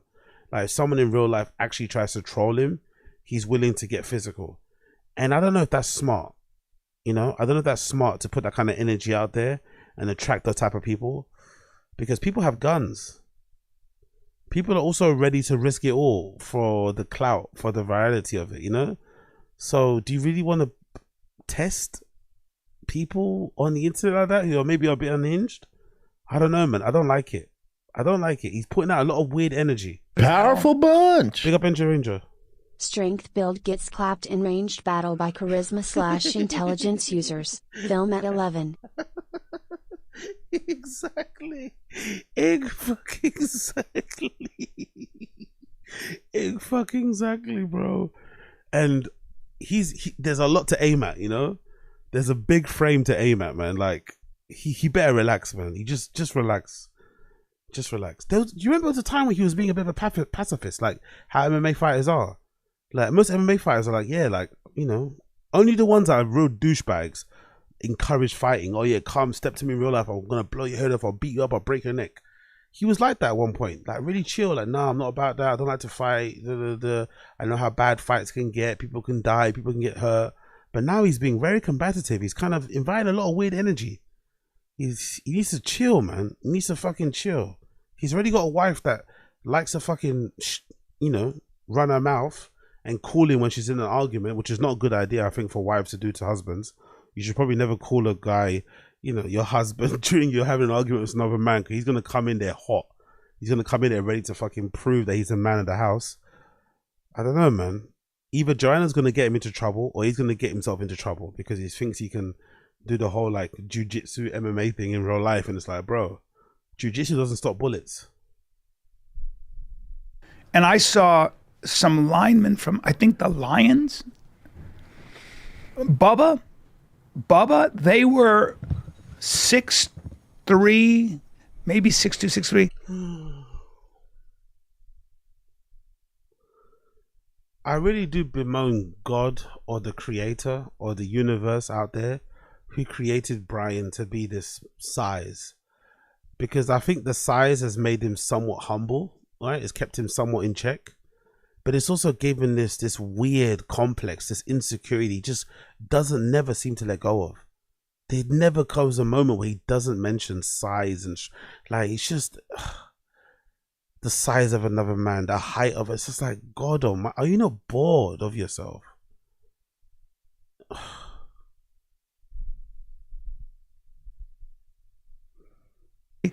I've never seen men that thick in my life. I'm talking about D-tackle. I think so, Yeah, D-tackles. But their head and their neck and I've never seen anybody that thick. I really. Big up Key P. Is that true? Is that true? Peptides. Let's see. Big up peptide. Big up peptide.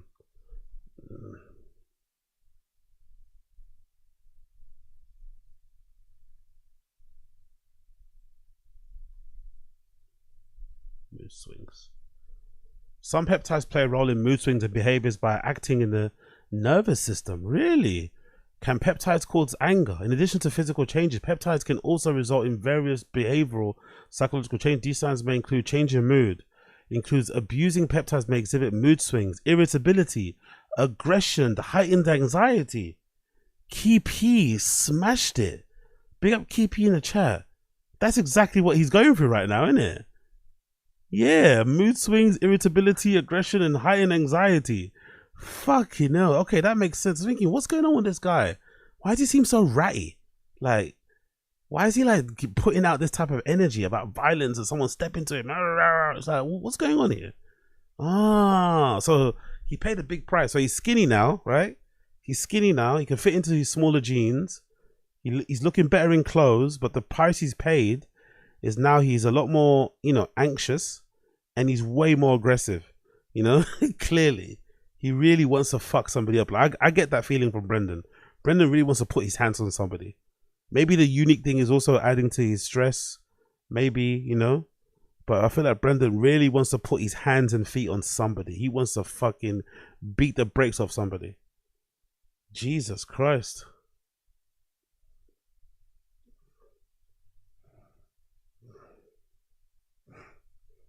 They haven't, where it's all muscle. It's literally, they're a block of muscle. They look like they're probably, and I'm not kidding, a trim 330. Well, one of T's good buddies goes to school with Aaron Donald's son. They play football together. Oh, Lord. And Aaron Donald's just like... Have you met him? Yeah, great guy. Like a human block of... He was never going to say no, was he? He was never going to say no. I haven't met him, actually. Haven't had the chance to, but I've met his son because our sons played together. He was never going to say that, was he? He was never going to say no. Actually, weirdly enough, I haven't actually got to meet him. We keep kind of missing each other. But he seems like a good dude. He was never going to say that. Someone famous? You met him? Yeah, of course I have.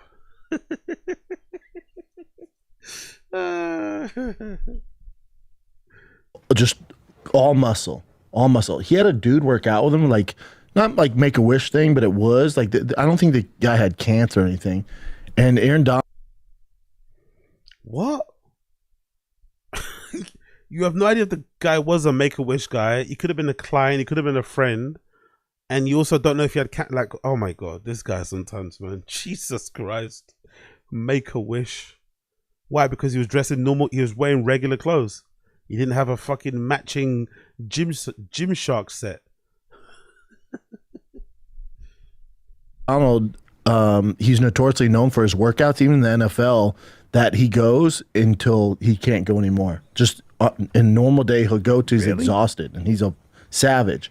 So this guy was going to do like a Make-A-Wish thing, but he don't have cancer. He's just going to work out there and like work out. Well, everybody looks like they have cancer around Aaron Donald. Work out with Aaron Donald for a day. Yeah. And they were like, "Oh, Aaron, have fun with him, take him through." And he's like, "Well, no, he's doing my workout." And the guy threw up. Look at him. The guy threw up doing arms, Brian. What? He threw up. Oh Lord. He came back and finished the workout, but he was like, "Oh, I'm gonna work out with Aaron." Thought it'd be fun. That's stupid. Look at that. And his son's built pretty similar. How tall is he? 6'2", maybe 6'3". Oh, so he's way taller than I thought. Yeah. I thought he was like 5'11". He might be 6'1", 6'2", yeah. Wow. 284 pounds. Defensive tackle, probably the best to ever do it. That's impossible. And just like... And his kid's kind of built the way he is? He's a little longer, but you can tell like his kid's gonna be big. Like everybody's he's a little bigger right now, but the kid's shoulders are like out to here. Well, that kid right there is only 14. Why don't you bring him up? The kid's only 14. There are some real. It's a busy family. There are some freaks in the world. Let's be honest. Dude, there's a kid in Tigers baseball league. He's 12. He plays in the West Hills League. He's 12, and in a 3-year span or 4-year span, he's hit 101 home runs. Oh, no, listen to this, Brian. Yeah. Stop looking at Black Guy's Bodies. Dude, he's 13. He just hit his 101st home run. Telling you off like that on a podcast is fucking hilarious. Brendan telling Brian how to podcast properly is fucking hilarious, bro. Like, listen to me. Shh. Stop staring at the screen. Like, actually, maybe stare at the screen because your story is kind of boring. Maybe stare at the big fucking jacked 14-year-old. Maybe that's the more important topic. It's a podcast. Who gives a fuck? Like, come back to the topic later. Jesus Christ, man. No. Listen to me. Ay. He's 13. Wow. Here's the thing about that. Sometimes you peak early, though. Well, that's what I'm saying. Like, I don't like when I see those guys like this. Like, notice the players you watch now on TV, like, there's a few outliers, but LeBron didn't look like that. Yeah. He was tall. Well, LeBron, by the time he was 14, like Kobe was the best thin. basketball player in the country. No, they're good, but when you see kids like this that are maturing at that age, it's usually not a good sign. Right. Scouts usually don't like that. Yeah. Yeah. Some people just become, like this kid is obviously destined for what? Football. Sure, or changing my tires. Like, he could have peaked way too early. Yes. And he's dominating the other. Changing my tires. God almighty, he's such a piece of shit sometimes, isn't it? No? Or changing my tires. Okay, bro. Okay. Nice guy, by the way. Never says anything mean. He's a great guy.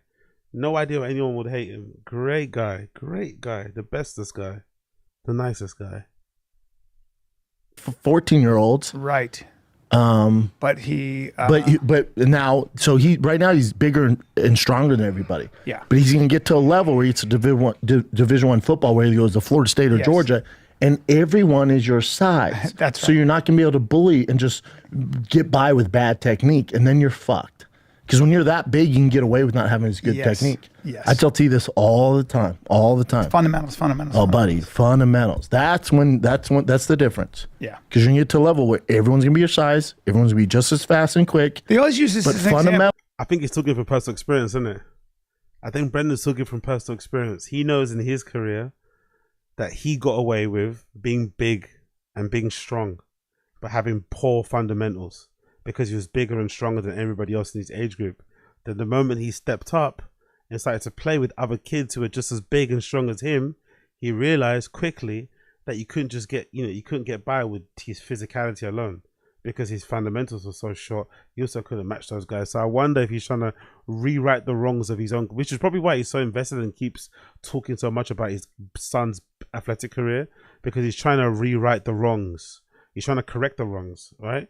Address all the mistakes that he's made and hope that Tiger doesn't repeat the same mistakes that he's made. But he's probably pushing a bit too much. And my guess is that more likely than not, Tiger will probably end up just, watching fucking Kai Cenat and shit and waiting to become a live streamer and play video games than it is about sports.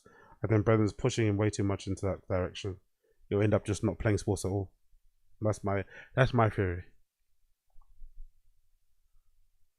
Is what's going to separate you from the rest of the guys. Prince Nassim was such a dominant force, and then he came across Barrera, who was super technical Mexican fighter. Yep. And it was a whole different game. But that's why the Prince Nassim was also a very known fucking party boy. And he had a bunch of family stuff happening too. It wasn't just about fucking meeting a great fighter. He also was, a lover of the nightlife, a lover of the baggies and the drinkies and the ladies. That might also have been the reason why he kind of didn't, end up fulfilling his maximum potential. But he still has a good highlight reel.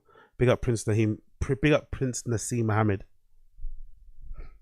The smaller weight classes and even the smaller guys in the NFL and NBA, they're always technically way better than everybody. Because they're not getting by with just skill or with their size and. Yeah, big up Adam Bomb. You noticed it, by the way, right? Big up Adam Bomb. You noticed it. Big up Adam Bomb. I noticed that too. He definitely was going to push too hard. Sounds like a baseball dad told him to chill a bit and then he fell off. Yeah, exactly. Did you notice? I forgot what episode we watched it where he came in and started talking about, kids that do, like, he started doing that thing that he does where, like, he forgets that he's talking about himself. He's like, yeah, push people too hard, doesn't make no sense. Because before he was talking about how he'd go to games and stand in the bleachers, but like far away from all the other parents. And he wouldn't talk to Tiger on the way home if he didn't play well. And he's making him go on runs at 4 a.m. Yeah, I agree. I think either a coach or maybe a fellow dad told him to chill out. He was doing a bit too much. Or my other theory, knowing Brendan, he just saw something on social media. He was on his phone and saw something. I was like, you know what?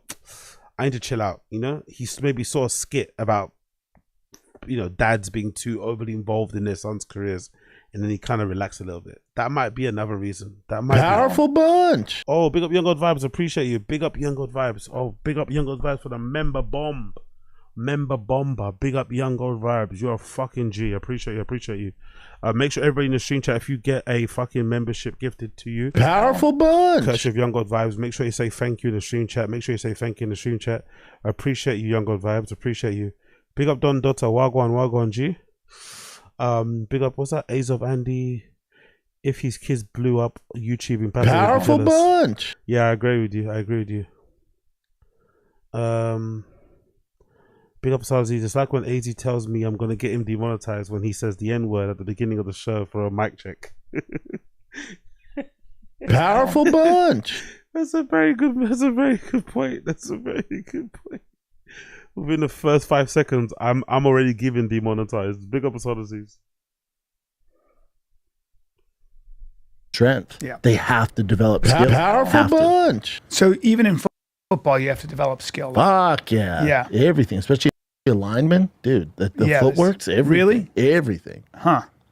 You just can't be big and think you're going to power through these guys. I would think you're going to get eaten alive. Really? Because it's just fuck. like wrestling or something. This is It's all about technique. footwork, technique. Oh yeah, technique. hand. Getting inside, hand fighting. Yeah. It's all technique. Wow. Your first step, it's everything. I was watching highlights on Aaron Donald, who does like this. Best first step this in the thing. history of sports. Is that right? Yes. What do you mean by first step? Outlier. He's Like just his first quicker? step is so fast and explosive that his first step, he has you out of position. you don't even off, have time. Off the bat, you're out of position. And then he's throwing you to the side and sack. That's why he's so good.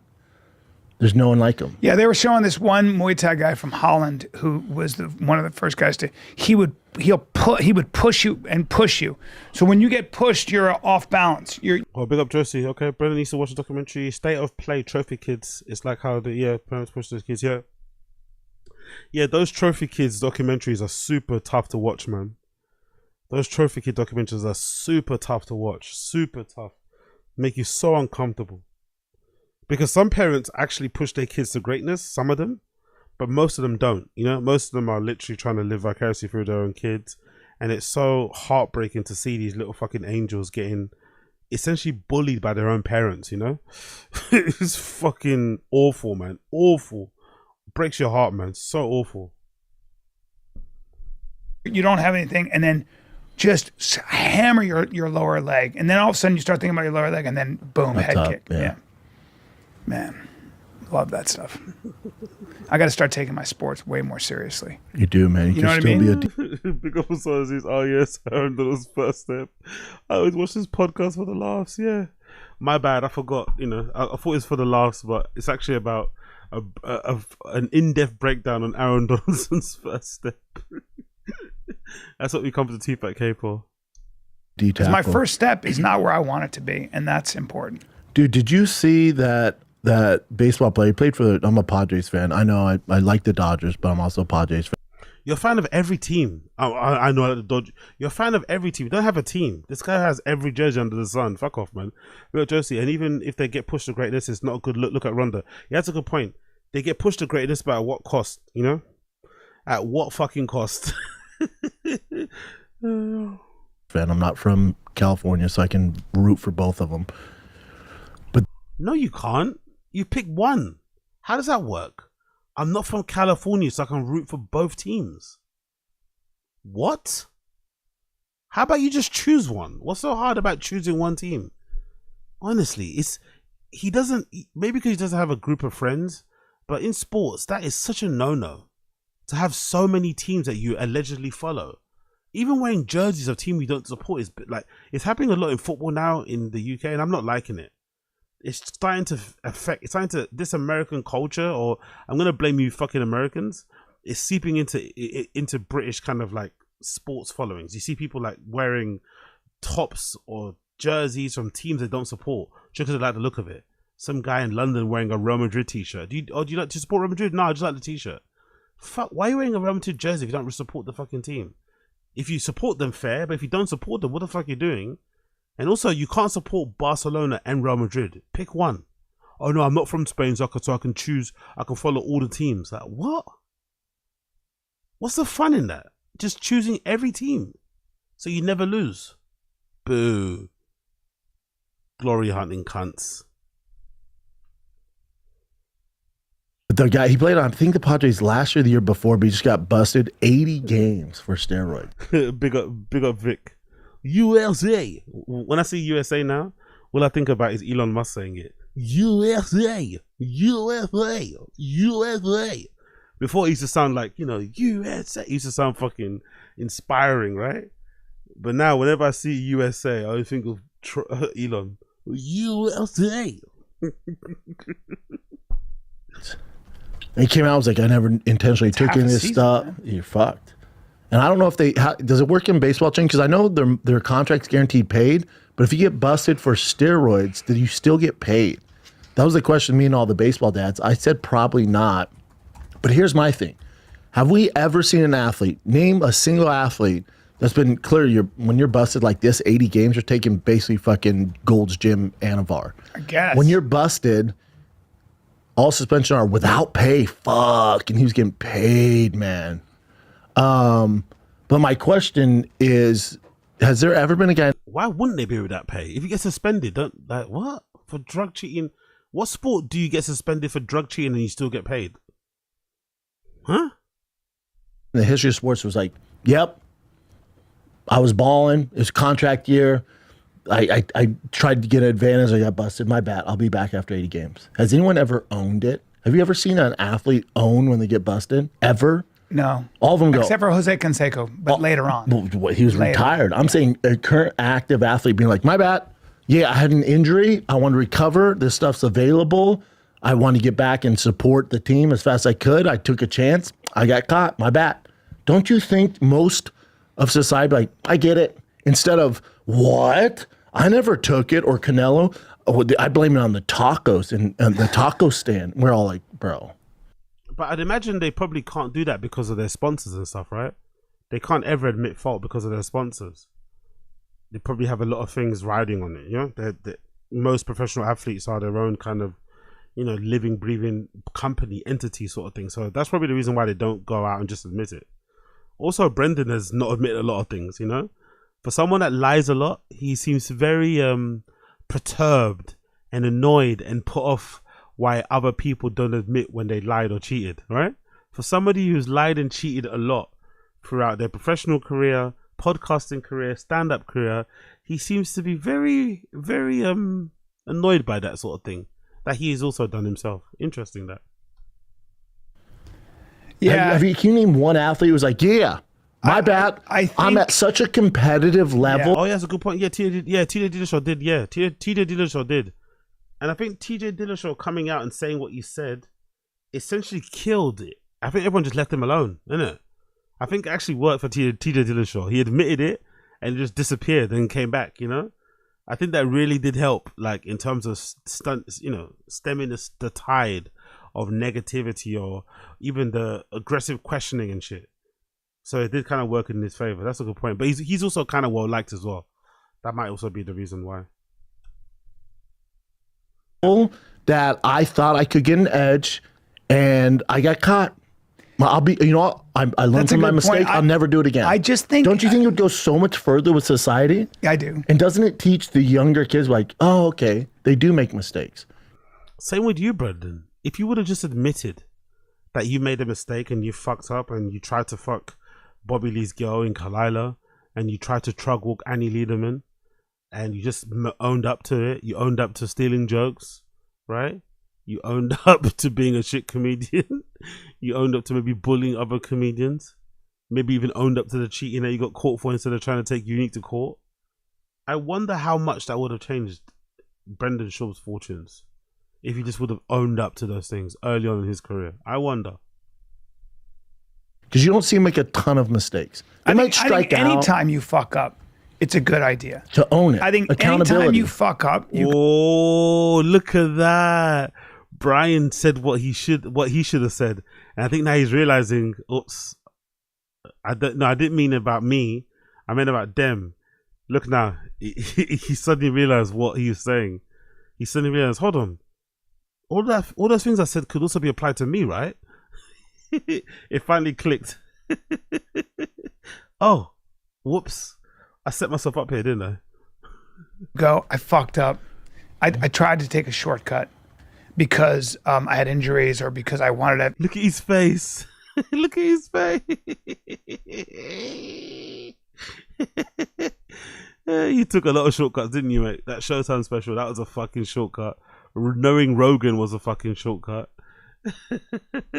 Being at the Comedy Store within the first 5 years, 2 years, performing at the Comedy Store, parking your big fucking truck in the parking space there that you're not meant to park there, which is still fucking. Can we see that, by the way? Let's see.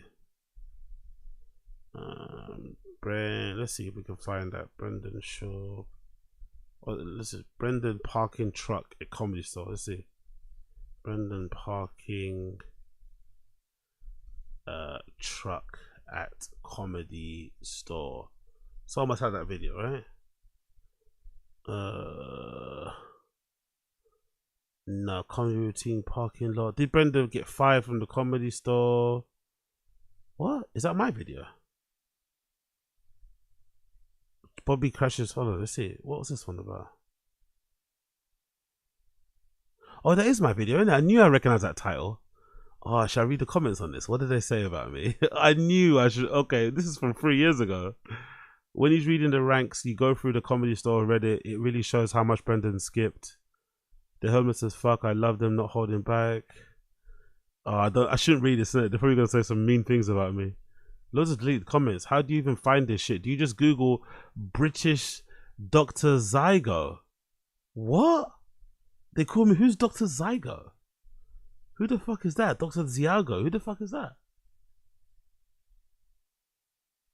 What? Why do they call me? What's that insult? What's the Dr. Ziago insult about? That's a movie, a romance movie that was filmed in when? 1966. British Dr. Ziago. Huh? Did you think I look like this guy? Did you think I look like this guy? I don't know what that's about. Because of I look in Reddit, British Dr. Ziago. Good question. YouTube algorithm with Blockbuster. That's actually clear. I've been subtitling for a while. He covers LA, Texas comedy news, and he randomly talk about electronic music, but it's also videos that get annoyed comments because all the stuff he talks about is niche outside of Europe. Yeah, he's a DJ in real life. I don't give a shit about that stuff, so I'll skip any of that content. Ouch. I feel like I got recommended because I saw Base Frequency. I feel eventually recommended UK dude. I wonder how bad UK comedy scene must be. Wow, I wonder how bad the UK comedy scene must be if he got into the LA comedy. I think he found these people through podcasts. Yeah, to be fair, that's a good point. I don't actually cover a lot of UK stuff, do I? I don't really, yeah, maybe I should start covering UK stuff. There is a bunch of UK comedians out here, actually, that are pretty decent. I'd maybe say there's probably, maybe our comedians are probably better than the Roganverse comedians, you know? Yeah, I'd say they're probably better. Chappelle rocking with shades. This guy's great. This guy's got a Reddit handle. Dude says his name wrong 50 times. That's Netflix as fuck. Did know he had Changs in the UK? This great, but okay, cool. So far not too bad. So jealous in these threads. It's sad the amount of losers in here. Breathe down. Okay, cool. Fair play. Fair play. I thought I was getting ripped into that. I'm not gonna lie. Let me quickly search. I want to quickly see if I can find this thing. Bear with me 1 second. Bear with me 1 second. Bear with me 1 second though. I want to see if I can find this video of him parking the truck in the fucking thing. Yeah, there we go. There we go. Okay, cool. No, that's another one. That's not the one I want. That's not the one I want. Oh, I want another one. There's this one, right, where he takes his Porsche to the Comedy Store. Imagine you're a fucking, I don't know. Imagine you're like a. Imagine you've been busting your ass at the Comedy Store, wiping down tables, cleaning out the fucking cigarette butt bin and shit, right? You know, doing the door, working at the bar, and then for all these years you hardly get put on shows, and then Brendan rocks up 2 or 3 years in a fucking Porsche performing on a Joe Rogan and Friends show. You'd be so hot.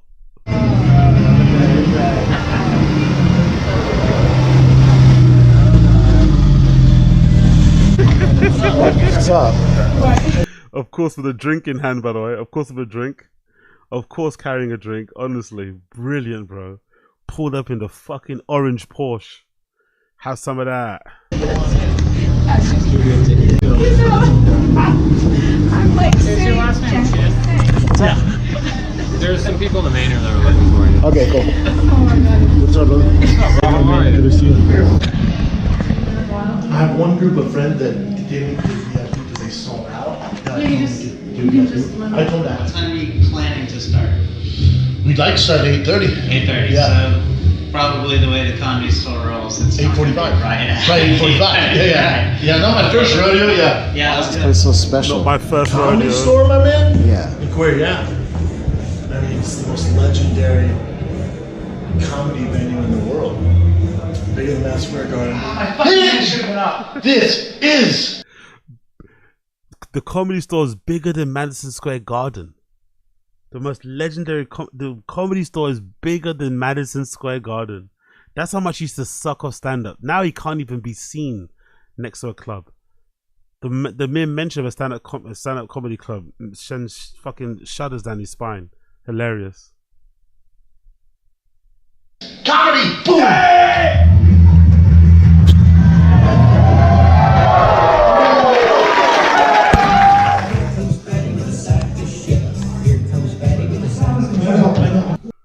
That's when things are good. They're doing Tfatk live, isn't it? Tfatk live at a sold out Comedy Store crowd is crazy. But I wonder as well, I wonder if they always cheated in a way. I wonder if this is just not even their crowd. Maybe this is just a Comedy Store crowd. And because they're always performing in the big clubs like the Comedy Store, the Laugh Factory, the Ice House and shit, clubs that already have a good following, it never really gave them an accurate reflection on what their fan base was or how big their fan base was. And then when they started to not get booked to those places as often anymore, then suddenly when they're on the road to do their own shows, they realize very quickly, oh, I'm not as popular as I thought I was. But I think personally, my thing, and I'm going to down this hill, I think Brendan just proved that sometimes putting your clips up online can be a bad thing. I think he suffered a lot once he started uploading his own specials. No, once he started uploading his own jokes. I think, you know, obviously we all saw You'd Be Surprised. That was horrible. But I think the clips and everything else after is what really killed him. I think people saw the comedy, they saw the material, they saw how shit it was, and they just was like, nah, no thank you. That's Brendan and Brian doing their stand-up behind me. Wow, younger Chin as well. This is Chin like pre-booze, isn't it? Obviously, you know, age gets the best of us. Father Time gets us anyway. But this is Chin without all the fucking numerous beers. He probably wasn't drinking as much back then. So after all the shows, you guys come here and just chill? Yeah. And talk? And hang out? You see all comments, so it'll be like Dalia, Rogue, and all our boys. Yeah. Bert. For how all long? our boys. If we're all on the same show, we'll just someone to go and all our boys. All our boys. Come back here, and then they have a cool hangout spot over there. There's a green back room. The reason Source is special is that there's a ton of you can hang. Yeah. Like you're not, in the general public. Like there's spaces to hang. You're not with the general public. Fuck the general public. Big up Brian. Big up Black American, Brian American. I think you're right, AZ. I've gone to comedy shows and the clubs just to be there and see whoever, not for a specific person. Exactly. I think a lot of these guys, they kind of fudged it with their fucking shows because they were just performing in fucking really popular clubs. But I could be wrong. Is there a truck video here that I want to see? I don't think so, is it? Let me do parking lot. Let me write that. Parking lot. Is it here? No, it's not there. Oh, I wish I had the video. It's like he's driving his white pickup truck. But anyway, it doesn't matter. Let's go back to the video. Fuck it. Let's go back. We'll find another time. I love this game so much, and I was trying to do the best thing I thought for my body. I knew it was illegal. I thought I could get an advantage, come back sooner, and I just fucked up. We always forget that. You know why we all forget that? Because every one of us has it inside. Yes, powerful. All of us have the. Big up. Hey doctors, y'all go. Been having the spins lately and feeling sick. Should I reduce my daily dose of toilet signs? Plaza, let me know if there's any medication you can prescribe. THX.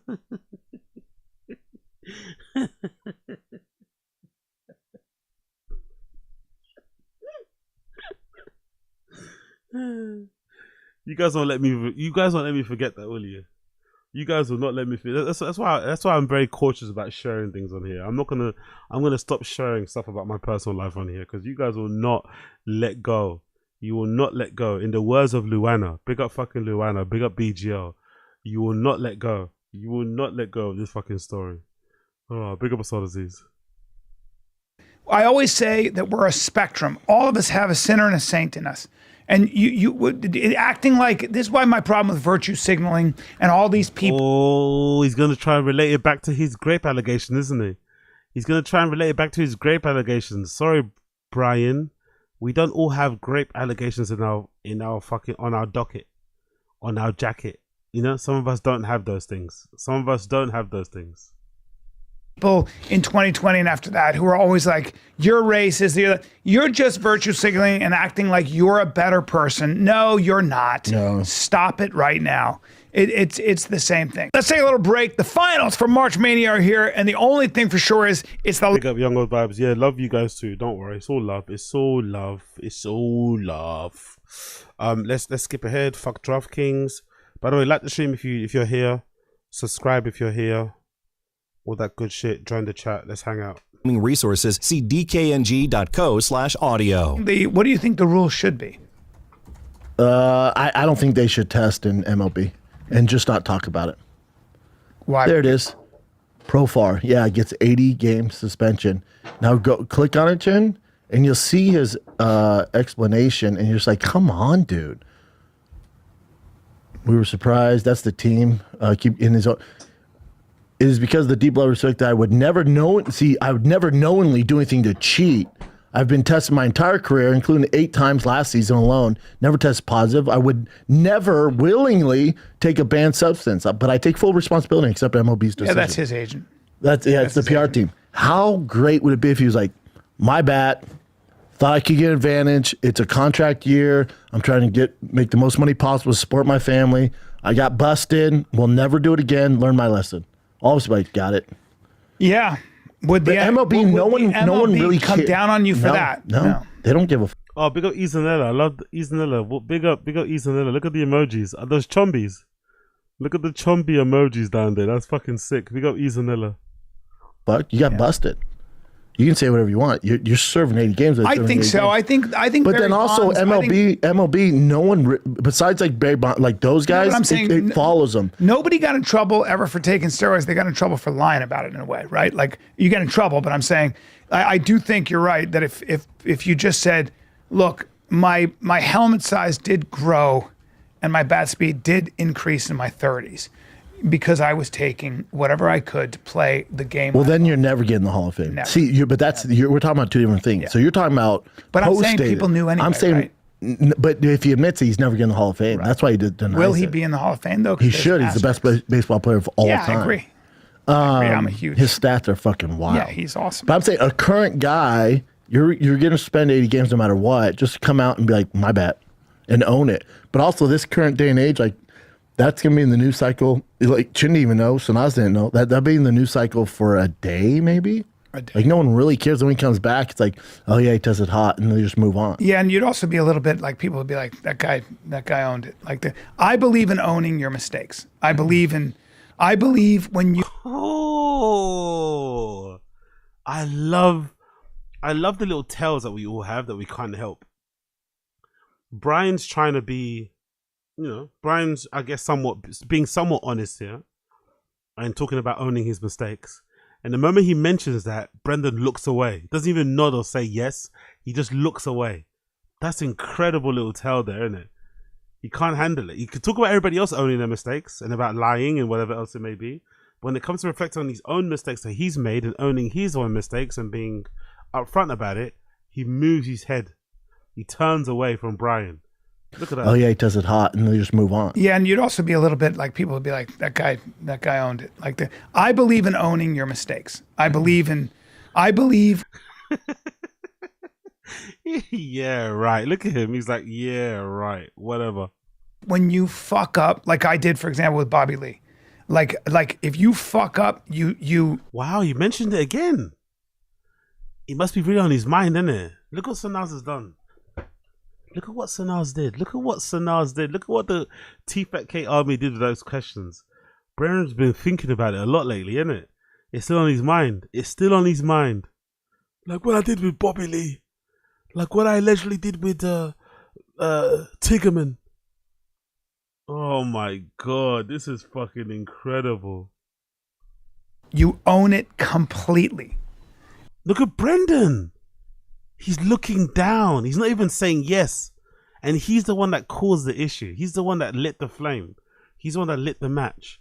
And look at him. He's not even looking up. He's completely quiet. And it doesn't matter. Just own it. Just own it and just say, I fucked up. I fucked up, and that's the way it is. And I think you can never go wrong that way. I really don't. Because ultimately, if you did fuck up, you're going to know it. It's going to eat a hole in you. If you have a conscience, it's just like, just own it. You don't have to win all the time. You know, I've never heard Brendan be so quiet in my entire life. He's not interrupting. He's not making a noise. He's not rolling his eyes. He's not saying anything. That is so telling. He does not agree whatsoever. You don't know. How can you own? Brendan's probably thinking, how can you own it when you don't make mistakes? How can you own it when you're always right? He's not saying a single thing. I've never heard Brendan so quiet in my entire life on Tfatk. Not interrupting him once.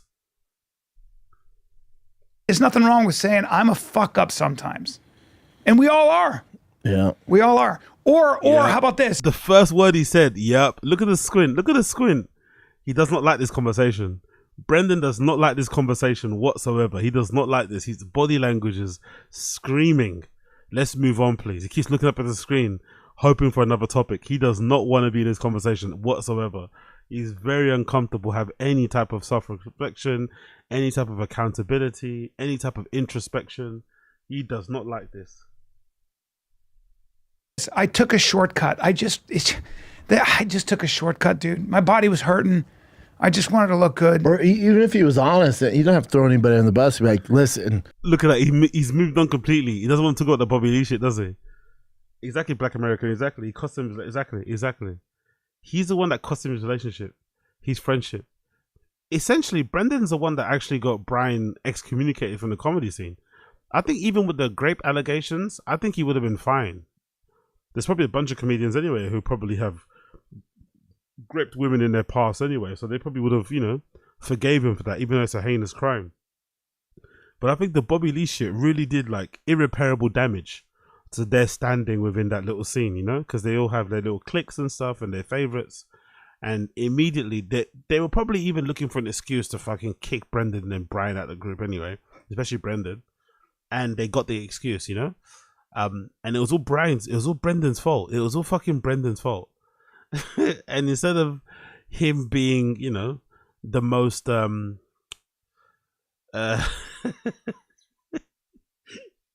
instead of him being the one pleading for forgiveness the most, it's Brian who seems to be extremely, extremely sorry. Even though I don't think it's totally sincere, I think he's the one that's really, really, really sorry. And Brendan doesn't seem to give a single shit. He's just leaving Brian out there to like beg for forgiveness himself, when really he's the one that caused it, and he should be helping him also beg for forgiveness. But hey. One of my trainers came to me, said if I take this, I'll improve my bat speed by 10% or 5% or 2%. At this level, that means the world. I'll make the all-star game. It improves my life. He told me I'd be fine. Turns out I'm not. It's an illegal substance. There's other illegal stuff in it. I tried. My bad. I got caught. I got caught. Yeah, I agree. Because that's typically how it goes. Usually have a trainer you're working out with. Wow, man. Brian's really... I wonder if Brian's still thinking about his Bobby Lee thing because of the Texas move. I wonder if that got brought up again. I wonder if that's what he's talking about. Because it's a weird connection to make. Because they are talking about baseball, right? And somebody getting banned. And then Brian jumps in and starts talking about Bobby Lee and owning your mistakes. I wonder if something happened when they went back to Austin and he's been reminded about that Bobby Lee thing again. And it's like, oh, I really fucked up, So I think this move might be good for content. I'm looking forward to the streams now. I think this move to Austin, Texas might be good for the watch-alongs, because I think they're going to be talking about some things on the show that you probably would have never spoken about because they're in Austin, Texas, and they're around comedians again, and they're sensing the vibe. The vibes have changed. The vibes have shifted, Within the off season, they go, hey man, have you heard of this peptide or this? Have you tried this? All the guys are using it. Have you been caught? No, not yet, man. And then Yo, big up Young God Vibe. Something that has always confused me is I thought Tfatk was started by both of them. How did Brendan become the boss and Brian the employee? Same with King and the Sting. Let me plug you into the law, my dear old Young God Vibes. In my opinion, because I was watching the pod from the start, I feel like the shift happened once Brendan got into stand-up. Because when they first started the Tfatk, Brendan wasn't doing stand-up. He was still fighting in UFC. But then there was a period when he quit the UFC, when he also wasn't doing stand-up. He was doing live show performances when they do Tfatk live, but he didn't consider himself a stand-up comedian. But then the moment Brian kind of did that famous story about Brian telling him to go on stage and do more stories, and then he'd let him do a story, quote unquote, for half an hour, and then he realized, oh shit, I'm doing a set, and then he got into stand-up properly. The moment he started to consider himself a stand-up, he started to sell tickets, and because Brendan was he's younger, he was in the UFC, he had a pop in social media, he was on Rogan a bunch, he started to sell more tickets than Brian. The moment he started to sell more tickets than Brian, the dynamic shifted. And for whatever reason, Brian also has a bit of a... He's got that cocky energy about him, so he immediately kind of deferred. Because in the beginning, they started off as equal. I think that there was a very short period. As you know, people will always, rightfully so, tease me for this and laugh at me. But there was a very small period of time when Tfatk was good, and it was at the beginning when they were equals, when they sat side by side, and you could tell even how they looked at each other. Brendan looked at Brian like the old, wise Hollywood guy, vet. Brian looked at Brendan like, oh, he's the young guy coming up. I'm going to give him all my wisdom. And they kind of, they hit it off really well. But then as soon as Brendan got into stand-up and started selling tickets, more than Brian did. And I remember he'd come on Tfatk and they'd be doing this light trolling of each other, which sometimes when Brendan's side, it seemed a little bit more truthful and personal, is when the shift changes. And obviously he doubled down and cemented the shift and started acting more like a boss when Brian got cancelled. That's when he really exerted his control and took over. But in the beginning, they were cool. They were obviously, when he started selling tickets and getting to stand up, he immediately kind of, went over Brian. And in King and the Sting, I think that was more of a case of Theo getting busy. Theo getting busier and probably not taking more of an interest in the organization and the planning of the show immediately made Brendan be the boss, quote unquote. And also the show was under kind of the Fit Boy umbrella, and that's why he kind of took that kind of role. And I think when the show obviously became successful, Tfatk became successful, he started to look at himself a bit of as a mogul or something, which is why he's always like sat in the center for fucking the golden hour. He's always the one leading, when really and truly, when it comes to his content, I think he probably would benefit a lot from being like one of the other mics, not the A mic. But yeah, that's my theory. He was probably getting it from one manufacturer. They were running low on supplies, so it got from somebody else, and they mix it with something else. So you're seeing improvements, or you think you're seeing improvements, and they get tested, and you're the one that gets busted. When 30 other guys have been using the same shit, and they get away. You're just the one that got caught. You're the one that got caught. You don't want to throw the whole league under the bus because you make a lot of enemies, but if he's like, dude, you know how many guys are fucking doing this and I'm the one that's getting busted? Right. You want him to admit it, but you want people to... That's... What? You want this guy to admit that he cheated, but then you also want him to throw people under the bus. I agree. But we'll see. It's baseball. Baseball. And do you know the story of... so the... Completely moved on from the Bobby Lee shit, innit? Does not want to utter that guy's name again. Oh, I love that. I love that Bobby Lee of all people is a cloud that hangs above Tfatk, innit? Fucking incredible. Yankees changed their bat, right? Yeah. So we were talking a little bit torpedo on bat. Monday. Yeah. So do you know the guy was from MIT who was watching their bat and was seeing like the best player was only hitting a certain part of the bat? Really? So think about approaching the Yankees and going, I have an idea. I know you guys have been using the same bat for however many years. I think I can improve Aaron Judge's home run record, MVP, by the way. Think of the trust the New York Yankees have to go, all right, let's try it out. Now, not only... What's he talking about, by the way? You got to convince the management, you got to convince Aaron Judge, MVP, to try this bat out. This motherfucker must have been doing practice hitting with him. Holy shit. Holy shit. Goes in the game, hits 4 home runs. He hit 3 home runs. They hit 2 more, so he's got 5 is the now. MLB going to ban this style? They of can't bat? because it's under the rules. So this MIT guy goes, let me look at the rules. Yep, this is all legal, and that's why they're allowed to So do it. now everybody's going to want the ML. They're going to. My thing is the MLB should go, okay, true, you're still within the rules, but we have to make whatever it is 1,000 bats down. All the teams get it, I so it's agree. fair. Well, So there's they more will, home run. right? I don't know. I mean, that Because was, Yankees have that. I don't know. I don't know Now how you it gotta works. do that. The MIT guys should definitely copyright that. Like, Yeah. cool, you want them. Do you know what MIT stands for? There's no reason you would know it. What is it? Oh, Brian, such a cuck for Brendan. Do you know what it stands for? And then immediately copes for him. There's no reason why you should know. Don't worry, boo boo. Fucking hell, Brian. Why are you asking him a question? Oh yeah, whatever. Massachusetts, because there's a There you MIT, go. Massachusetts. I know the last one's Massachusetts. technical. Institute. Technology? Yes. Yeah. Massachusetts MIT. Institute of Technology. Well done. He didn't solve a complex equation. Fucking hell, what the fuck is this, bro? Yuck. Well done. You're gonna suck him up for that as well? What? Yeah. Well done, sir. That's a great school. I used to go to the Oh, yeah. All New England Wrestling tournament Over there? Yes, where the public schools and the private schools will meet for a huge tournament, and took third. All right. Not bad. All right, Aaron Donald. Just saying. Third or 30th? Third. Okay, sorry. But I lost by a point to the guy who won. 30th would be terrible. Lost by a point. There's only 30 in the tournament, Sanaz. That means he finished dead last. Still made it. And then I went to my senior year. I was going to go to the Nationals in Lehigh, where I was seated.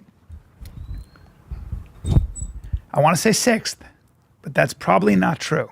Okay. I think I was So seated why didn't you go? 12th or something. Why didn't you go? Which is not saying.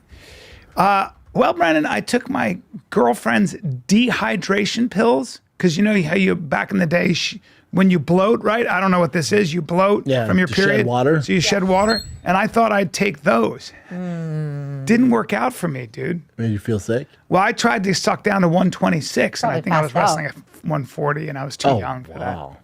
Yeah, and it didn't go well for me. No, that's a terrible idea. And I couldn't make it.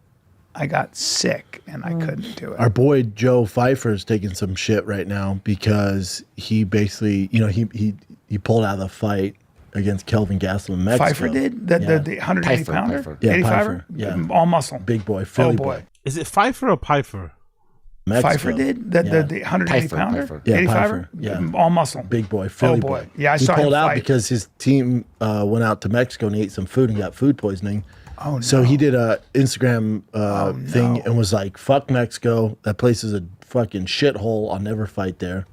He's taking some heat for it. Yeah.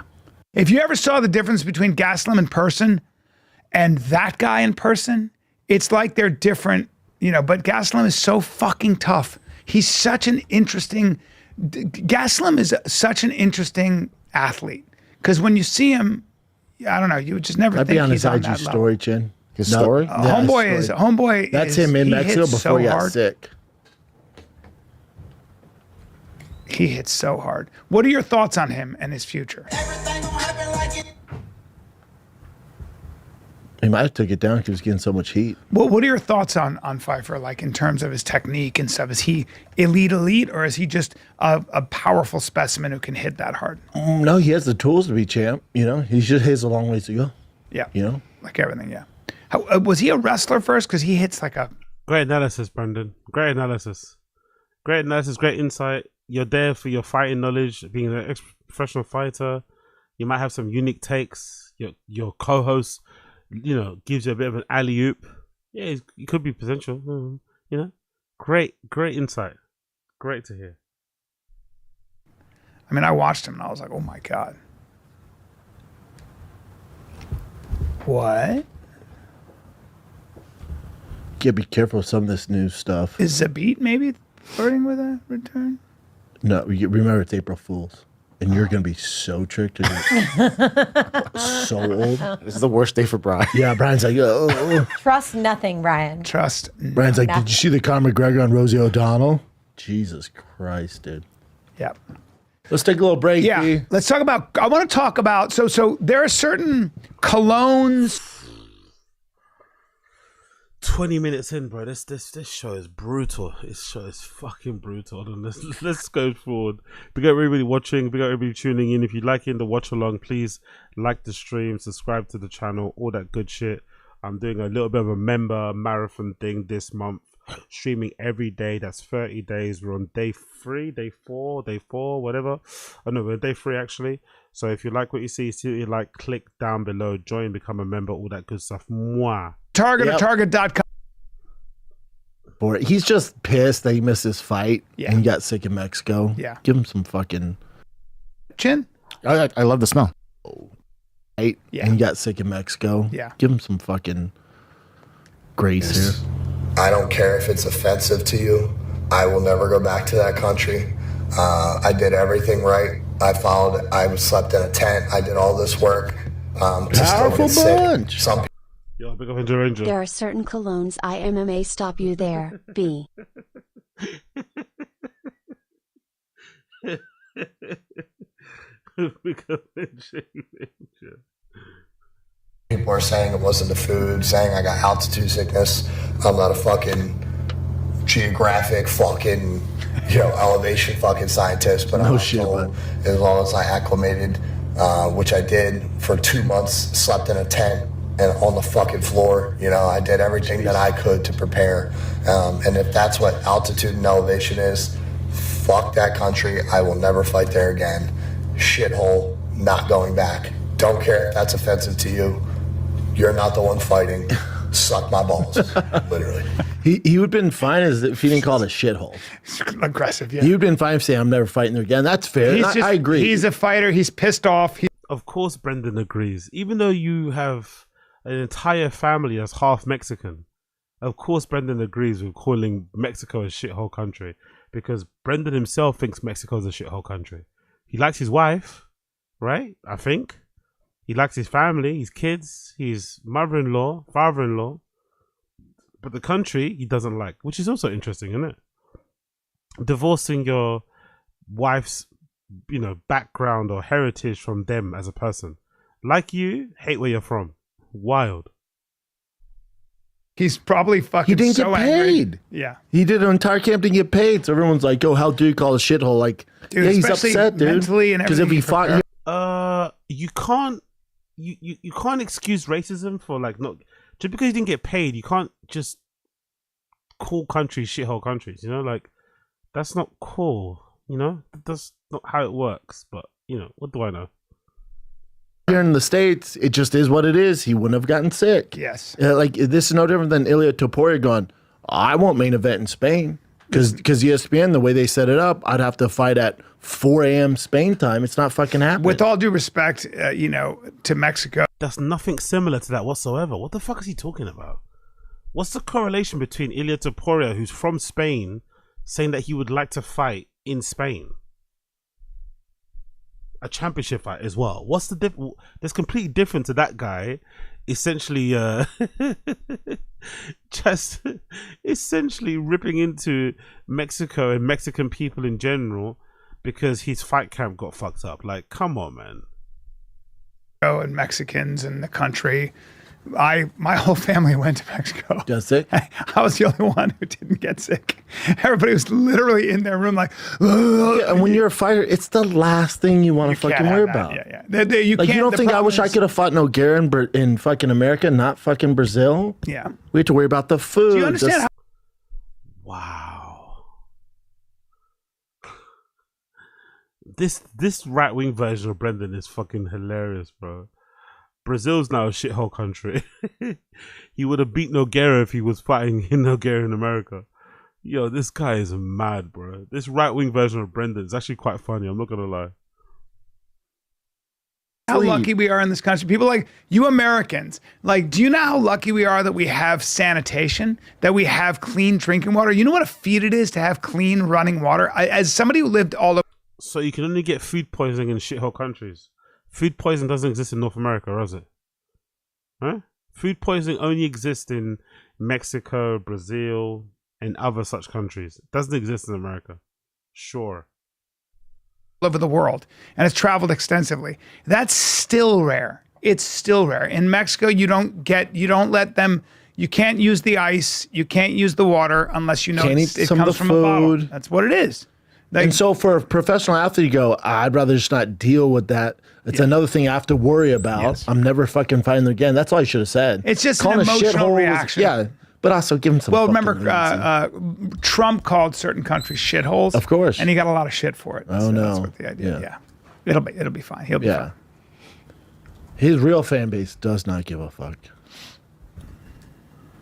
It doesn't mean that's okay to say, though, isn't it? Just because your fan base doesn't give a fuck that you said something mean, or you said something disrespectful, or you say something offensive, doesn't mean what you say, doesn't mean what you said is okay. he's like, what? His fans will be okay. Yeah, okay, I guess. Anyways, these guys are probably making it worse. What he said is what he said, but these guys are making what he said worse anyway. What else you got, Jim? Current events? Sure. Alrighty. You want to start off with the Joe Rogan first? Yeah. Sure. Okay. Dead air? So Joe went on his most recent podcast, and I think people are a little confused because, he's very pro-Trump. He's on his team. People are confused. People are confused. Look how Sunda's having to preface this because she knows that Brendan's pro-Trump and he's doing this whole right-wing grift shit. So she doesn't want to upset him. People are confused. No one's confused. You're allowed to, even if he's your guy, and if he makes a mistake, surely being able to call out your guy when they make a mistake should make you more of a legit fan of your guy than acting blind or being fucking a sycophant and pretending that everything he does is correct. If you're a Trumper, if you're a MAGA person, but then you're able to call out some of the bullshit, that's normal, isn't it? Because sometimes your guy does bullshit. They're not perfect, you know what I mean? Like, you don't have to preface this somehow. It's just let the story run, girl. He's not very pro-Trump. Well, yeah.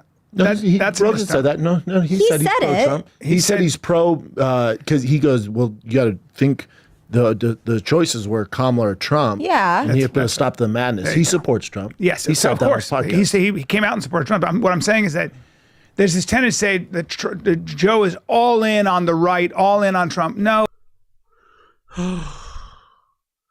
Yes, he is. And it's okay if he is. It's just been a bit nauseating to witness it in real time because he was a super hardcore lefty, libertarian at one point, and now it seems like Elon and Donald Trump can do no wrong in his eyes. That's the nauseating part of it. He's no longer. Remember when Brent Rogan used to brag about critical thinking skills and shit, right? He's not that guy anymore. That's the annoying part of it. Oh, he's way more nuanced than that. What he wasn't into, like me and like you and a lot of reasonable people, was some woman who was totally unqualified, who refused to talk to us, who refused to go on any fucking, even explain her positions because she was not up for the job. Said she wouldn't change anything that Biden's and who doing. stood behind ridiculous, insane policies. Like, we can go down a list. That's what it is. And please go down that list. I bet you can't name them. And I think like Joe thinks a lot like that Trump does have some really revolutionary ideas, and it's exciting to see what it is. Can we talk about the story, please? They kind of they don't want to talk about it because it makes Trump look horrible. Let's just stop all this nonsense. Let's talk about the story of them, deporting people that shouldn't be deported. Let's just go there. Yeah, getting rid of checks and balances, and then deporting students and shit because they took part in a fucking protest. It's fucking stupid. Let's see. It kind of sounds like China, It kind of sounds like what people do in China, but hey, what do I know? But you can say you're pro-Trump and not support everything he does. Yeah. I'm pro-Trump for sure. I just can't stand the way the left takes everybody and it's like, you guys are far, far right. Like, shut the fuck up. No, you're listening to the crazies. Like, most people know Joe's not like that. Yeah, but he's always there are all these things. He was just talking on the same podcast about how they qualify him as this far right guy along with Theo. But anyone, it's one article. It's not one article. It's certain press. Joe but it's certain press. Things, but they don't have a reach. It just annoys Majority of America is not. Yeah. I'm pro Disney, but I don't believe with everything he does. Right. You know what I mean? Yeah. But what? Sanaz, don't ever say that again. On his latest episode, he kind of went into this case of this gay barber who entered the U.S. legally but was arrested by ICE in this like violent Venezuelan gang thing. Yep. And so he's just kind of coming out saying like, I'm supportive of deporting the criminals, but what are we doing to the normal everyday person? See, but this is the problem. Like they're getting rid of a lot of criminals, but then sometimes some illegal immigrants who are good people and contribute to society. The dragnet will capture some people. Yeah, you got to crack a few eggs and make an omelet.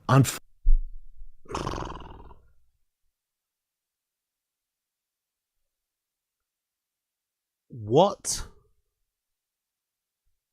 Do you not hear what Sanaz says? That gay barber, by the way, please get his name, right? Please maybe say his name instead of referring to him as gay barber. That would be nice.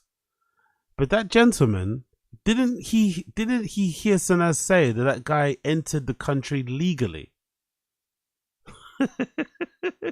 So cracking a few eggs to make an omelette means deporting people who entered the country legally. It's one thing if you deport somebody who entered the country illegally but isn't a criminal. That's one thing. Deporting somebody that came into the country legally, who's got residency, in wide sweeping fucking deportations of criminals because there's no checks and balances, it's kind of a piss take, isn't it? I think everyone can agree. That's a bit of a piss take. One moment you're a barber cutting hair, next minute you're in some Venezuelan fucking prison detention center somewhere because you happen to look like somebody that looks in the gang because you have tattoos. That's going to be a bit of a mindfuck because you enter the country legally. Now, if you enter the country illegally and you get deported, I think everyone that enters the country legally gets deported. You're probably, you know the risk you're running. You know that you could get picked up one day. That's a risk you run, but the risk is worth, the juice is worth the squeeze because you're coming from a fucking hellhole of a situation back home. But if he entered the country legally, he should be pissed. There's no, Brendan, you got to crack a few eggs to make an omelette is fucking insane in this scenario. What an insanely insensitive, uninformed thing to say. But again, he's doing this right-wing grift, so maybe he's doing some purpose to try and like get cancelled and go viral or something. I don't know. What a fucking idiot. Fortunately, if you're that one egg, it fucking sucks. But you're not going to bat 100. You're going to have some mistakes. Yeah. Well, we should be surprised though, isn't it, right? Grim Reaper came a knocking, innit? We shouldn't be surprised. Grim Reaper came a knocking. But when it's his feelings, you should care. When it's other people going through fucked up situations, when some people get deported and they shouldn't get deported, go crack a few eggs, make an omelette. When it's him, he's crying and you have to cry with him. Jesus Christ, so callous. But again, if it's one gay barber and 50 criminals, okay, I'll take those odds. What I think is important is that ICE... Well, because he's gay. What a piece of shit. Admitted to the... Maybe you could stop those mistakes happening if you had checks and balances, right? If you had some sort of due process, maybe you could avoid those issues and still deport 50 criminals, still deport 50 gang members, still deport 50 whatever. You could still end up doing that if there was, maybe a way to vet who goes and who doesn't go. This and that it's being, there are reparations being made. This guy who got arrested is going to make some money, and also it's not good. And make some money? Do you think they're okay with money? It's a traumatic experience. These guys, man, sitting in their cushy fucking studio talking about that guy making money. He may make money. Who gives a fuck now? Do you know what do you know the damage that can do to you psychologically? Some of the damage is probably going to be irreparable in terms of what he's currently going through if he's still stuck in that prison right now. About make some money. Oh, you got unfairly convicted, right? You've been thrown in prison. You've been thrown in prison for life, but 40 years later, we found out we made a mistake. You're gonna get some money though. But what about those 40 years I spent in prison? The money's not gonna fucking fix that. What money? And yes, people should be called out on it. But also he came in illegally, so he shouldn't make money. He didn't come in legally. He came in legally, didn't he? about you do it the proper way? Yeah. You go into any other country and they kick you out. That's how it goes. How about you come in the proper way and there's no issues? Yeah. What about that? Yes. What about a little accountability? Yes. Come in the proper way. Yes. I love this. I love this version of Brendan. I love this version. I can't wait for the Tfatk move. He's going to do more of this right-wing shit. I can't wait. And one of these clips is going to go viral. This is what I predict. He's going to start espousing more of these right-wing talking points, right? But because he's not smart and because he doesn't really believe in what he says, he's going to sound even worse than your regular right-wing talking head, right? Because those guys, whether you agree with them or not, some of them follow politics and they know what they're talking about, so they can back up their chat. It might not sound nice to your ears, but they can usually give reasons why they stand like that. Brendan can't when pushed. So he's going to end up saying something very insensitive, very mean, and it's going to end up getting clipped and it's going to go viral. And it's going to be funny to see how he reacts. It's going to be really fun because he doesn't have the protection of Rogan anymore. He's not a part of that hallowed circus. He's going to be all out on his own, exposed. I can't wait to see that. I predict it's going to happen because he's getting a bit too comfortable. He's getting a bit too comfortable. He's getting a bit too cocky. And when he gets cocky and comfortable, you know mistakes happen. So I'm really looking forward to this Austin, Texas move. He's going to be surrounded by some regular folks who are going to be using some regular people language, talking about certain things. And he's going to start repeating some of those talking points, but in a dumber way, in a more offensive way on his big platform. And it's going to catch storm, especially those type of things that, politics stuff usually goes viral. I can't wait for it. I can't wait. Correct. He shouldn't receive a fucking dime. People that he's not gonna make money. Yeah, for people that don't know. For people that don't know, for 4 years under the hold on, because they're not even reading the article. I want to read the article and see what happened. Did that guy come in legally or illegally? Gay barber deported. Let's see.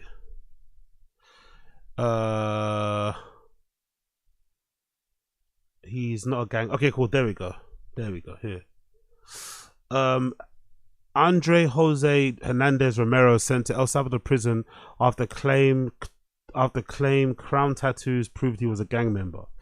Let's hear the story. For as long as anyone remember him, Andre Jose Hernandez Romero was enthralled by the annual Free Kings Day celebration, which Venezuela home. Age 7, Andre became Mini King as members of the town's youth group. The Latin American tradition appears to have lost the U.S. immigration officers who detained Hernandez, 31, a makeup artist, hairdresser, and theatre lover after he crossed the southern border last August, a 10-day pre-arranged asylum appointment in San Diego.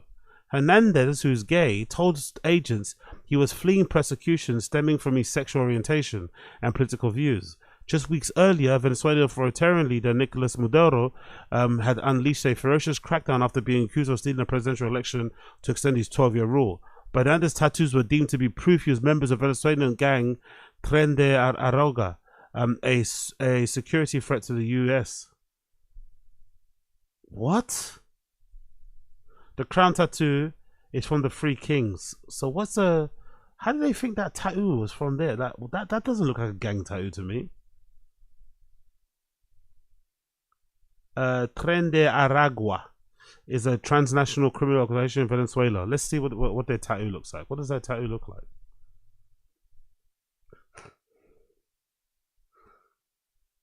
Okay, that's the crown there. That doesn't look like he's tattooed at all. What? It's completely different. It's completely different. There's a tattoo there. That one there. That one here. His one is... actually, maybe that one, isn't it? Maybe that is quite similar to that on the right-hand side. Okay. Go back to the article. Detainee Hernandez ports tattoo crowns that are consistent with those of the those 16 words appear to have sealed the fate of the young Venezuelan insiders whose friends, family, lawyers say they never committed a crime. On March 15th, after more than 6 months in custody, Jesus Christ. On March 15th, after more than 6 months in custody, Hernandez was one of the scores of Venezuelans flown from Texas to a maximum security prison in El Salvador as part of Donald Jesus Christ. What's that? Look at the second pick, AZ. The NY Post just listed a bunch of tats that had zero. Okay, cool. My bad. What's that? Look at the second post. This one, yeah? Was it New York Post? Or did I go on the wrong one, you mean? You talking about this article? What's the New York Post? New York Post? Second. Oh, is that on the images you mean? Second from left. Second from my left. Where is that? There's no New York Post thing. Maybe I'll write New York Post on here. New York Post. Bear with me a second. Apologies, people. Okay, cool. There you go. National Guard urged to check migration. Yeah. Cool. Let me see what I want here. Gotta get to the bottom of this. Let's see. National Guard. So did the kid come into the country legally or illegally? I still haven't got that detail. New York State National Guard troops are being told to check all migrants arriving in the Big Apple for distinct tattoos linking them to the vicious Venezuelan gang. The decree comes as the NYPD this week issued a situational awareness alert warning that the brutal gang is increasingly making its presence known in 5 boroughs. Okay. The Tren de Aragua, Spanish for Aragua train. A shout out to the brutal gang is now firmly in NYPD's NYPD's radar. Sorry, their crimes include violence, stabbing, assaults, and robberies. Bear with me a second here. Bish. Cool. Given the potential, let's see. Scroll down. Migrant gangs of New York. Let's see what these pictures are. Bear with me a second. Block Jordan AKs. Really? Okay. Hijos de Dios or HJ. Some Tren de Agua members wear tattoos with the initials HJ. Some also have Hasta la Muerta, until death. Some have clocks. Some have stars and crown. Yeah, that crown doesn't look the same. I'm sorry. Crowns are a common gang tattoo. That doesn't even look the same. That crown doesn't look the same at all. I'm sorry. That doesn't look the same at all. That doesn't look the same at all. Gas marks, grenades, hand signs. Okay, cool. Let's go back to the article. So did this kid come in illegally or legally? I still don't really realize what's going on here. Sorry for the fucking what you call it? What's this? On March 15th. Yeah, sorry, there we go. On March 15th, after more than 6 months in custody, Hernandez will run the score. To the horror of their relatives, some detainees were paraded before the cameras and filmed being manhandled by guards, having their heads shaved before being bundled into cells. Let my son go. Review his case. He's not a gang member. Hernandez's mother, Alexis Dolores Romero de Hernandez, pleaded after she came to terms with her son's disappearance. Terrorism confinement center. Everyone has these crowns, many people, but these don't mean what they involved in Tren de Agua. He's never had problems with the law. We know nothing. They say nothing. They give no information. There's trauma, not knowing anything about these young men, especially mine. Their son's plight has caused outrage in Táchira, a western state where he grew up, and the people are packing patras. So did he come into the country legally or illegal? I don't know. I really don't know. Legal? I have no idea. Maybe Brendan's right. Maybe he didn't come into. Did he come? What's his name? Andre. Is it legally? Let's see. Let me see this. This is true. Legally. Makeup artist deported by Trump. New Yorker. Makeup artist deported by Trump. Held. He called. I don't know. It doesn't really matter though, does it? You're getting deported from a country because you have tattoos that are similar to a gang tattoos, but you're not sure if they're similar. It's a bit weird, isn't it? It's a bit fucking weird, man. It's a bit fucking weird. But anyway, let's go back to what they're saying. Insanity of Biden. and Kamala Harris and the rest of those nuts. They had a very deliberate, planned and orchestrated, idea of opening the borders to allow as many people in. And without going into why they wanted to do this, I have my ideas. But more importantly, because they wanted to win, you Brett. would get a notice to appear. That notice to appear of 5 million people, you weren't going to be seen by the 700 judges for 5 million people. You weren't going to be seen by that judge for 6, 7, 8 years. Okay? So it was basically like everybody's allowed to come in. Everyone. And who made all the money? The drug traffickers. Who made all the money? The cartels. Because they're the ones that have all that money. They made billions of dollars bringing people in and out. And the Democrats couldn't win naturally, so they brought in all those illegal immigrants, and there's mail-in voting, so you didn't have to register to vote. Like, figure it the fuck out. They couldn't win naturally. I don't know what that even means. That's an interesting conspiracy, though. You bring in a ton of illegal immigrants, and then you what? Allow illegal immigrants who are not citizens to vote. Is that how it works? Can illegal immigrants even vote in a election anyway? Huh? It didn't work. All good. What else you got, Jen? I think I have that one. No, we don't have this one? No, but just you talking. Okay. By the way, they didn't even talk about what Rogan said, So they disagree with Rogan. Rogan said that story about the barber was sad and that it shouldn't have happened.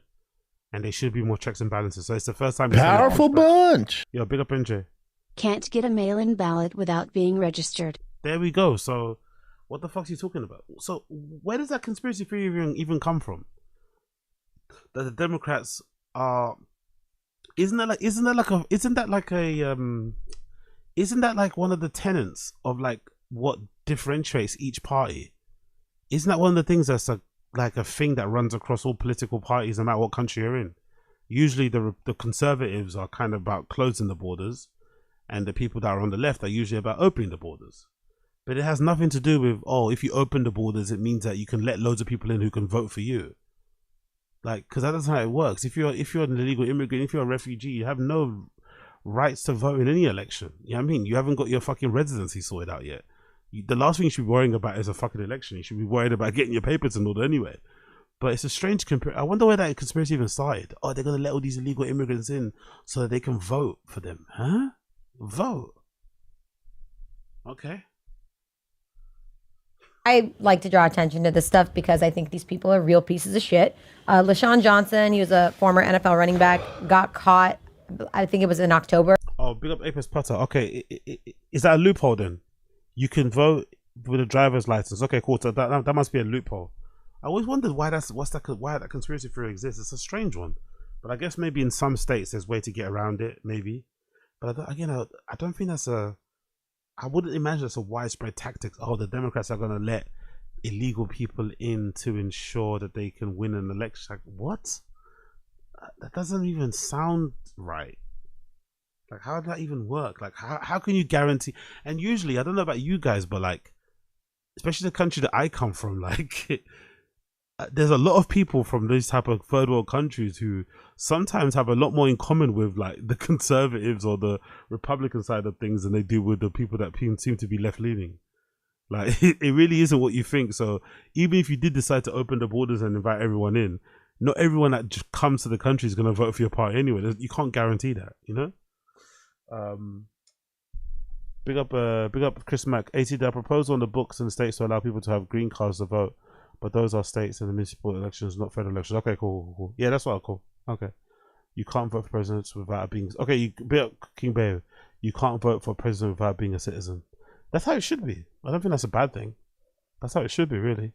But Uche, legal immigrants are an integral part of the U.S. economy. People don't realize how many shit jobs I realized that when I went to when America have exactly. I realized that when I went to LA. That first time I went to LA was during Trump's first during his first run as president. And I'd never been to America, obviously. It was my first time kind of going to LA. And I did not know. It caught me by such surprise when I saw how many fucking Mexican people live in LA.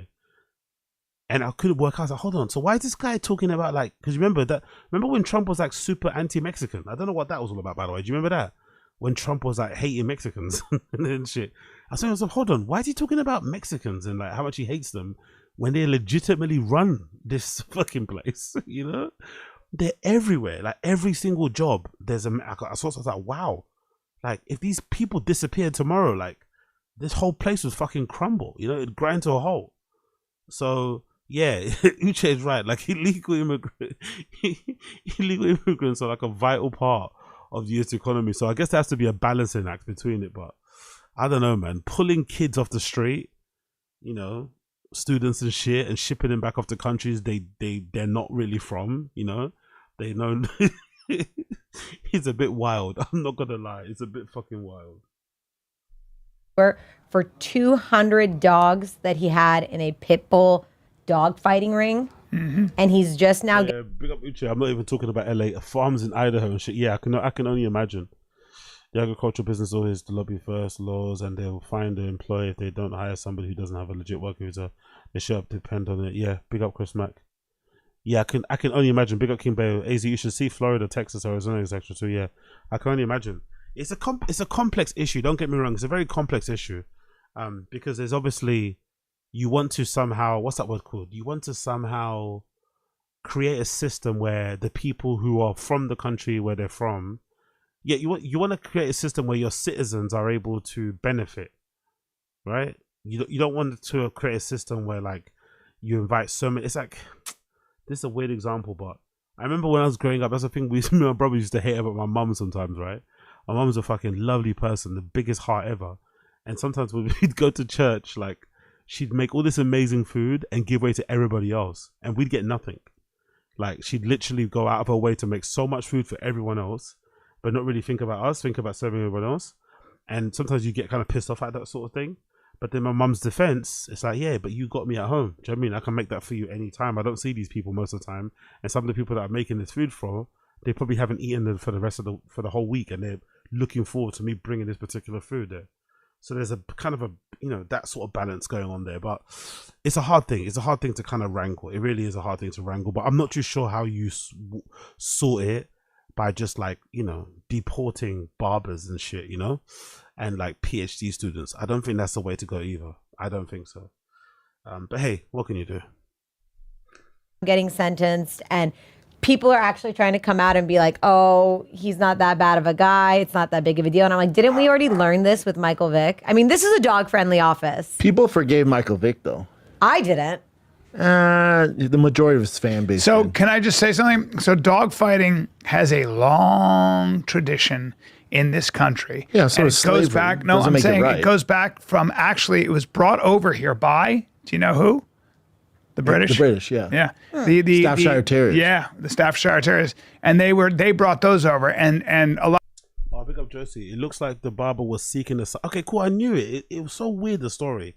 The barber was seeking asylum. So the barber goes, yeah, that's what it said in the Guardian article. The barber was in a holding facility, right, for 6 months. But then the timing is awful. I just realized what happened. The barber was in that holding facility prior to Trump taking office, isn't it? Oh, gutted. What bad timing. The barber was in that holding facility prior to Trump taking office. Trump takes office, enacts those changes. He gets put into action and he gets shipped out. Oh, fuck. So his future was literally relied on that election. Oh, bless him, man. That is so brutal. That is so brutal. He literally got deported because Trump won. Oh, fucking hell. Fucking hell. That is so brutal, man. Oh, yeah. A lot of black slaves, some of them became enthusiasts. And so in the black community, sort of where Michael Vick was from, dogfighting, the first pit bull I ever saw was where Michael Vick was from when I was in Virginia. And I never even knew what the... Yeah, be like Chris Mack. America's a melting point, always has been. I don't think it's right to close the border, looking at people who want to come here, less than letting people flood. It doesn't... Yeah, exactly. Just a good point. The whole country was essentially founded on illegal immigration, you know? If you think about it, you know? If you really, really go back and you think about the whole Christopher Columbus shit and whatever, the whole country was founded on illegal immigration. So suddenly becoming the country of like closed borders. But then, like you said, you also can't have it open and then free for all. You know, has to be somewhere in the middle.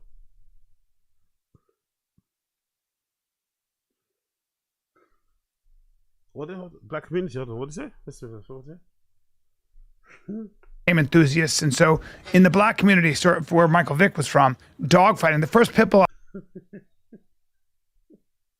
I never thought I'd hear Brian Callen say that. I never thought I'd hear Brian Callen say in the black community, but here we are. We got Koila.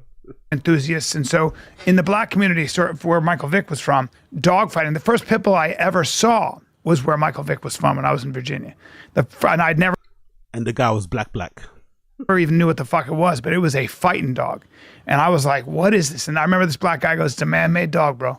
Because I'd never felt a dog that hard, you know? Says Johnson allegedly ran at least 2 dogfighting operations in a pair of Oklahoma towns, selectively breeding champion and grand champion dogs from those who had won multiple fights in order to create offspring of purpose of fighting. He's also accused of selling stud rights. He's of winning dogs. It's big business. There's an underground of big business within dogfighting. There are circles of dogfighting where they breed them. And the breeding is every bit as complicated as horse breeding. Like every bit. Those dogs are bred for their bite and their sounds like you're a big gameness. fan of it. I just know a lot about FBI it. Director Kash Patel referred to the practice of dogfighting as a twisted form of entertainment. Yeah, it's fucked up. He's getting 5 years and $250K for each fine count he's getting. Damn, that's a lot. 250. I don't think it's enough. I think you're a It's kind of interesting, isn't it? Right? I'd imagine powerful bunch. Yo, big up, NJ, appreciate you. And by the way, Radical Sleepy Joe and Kamala's immigration proposal was to double the number of Border Patrol agents and add a whole 50 immigration judges.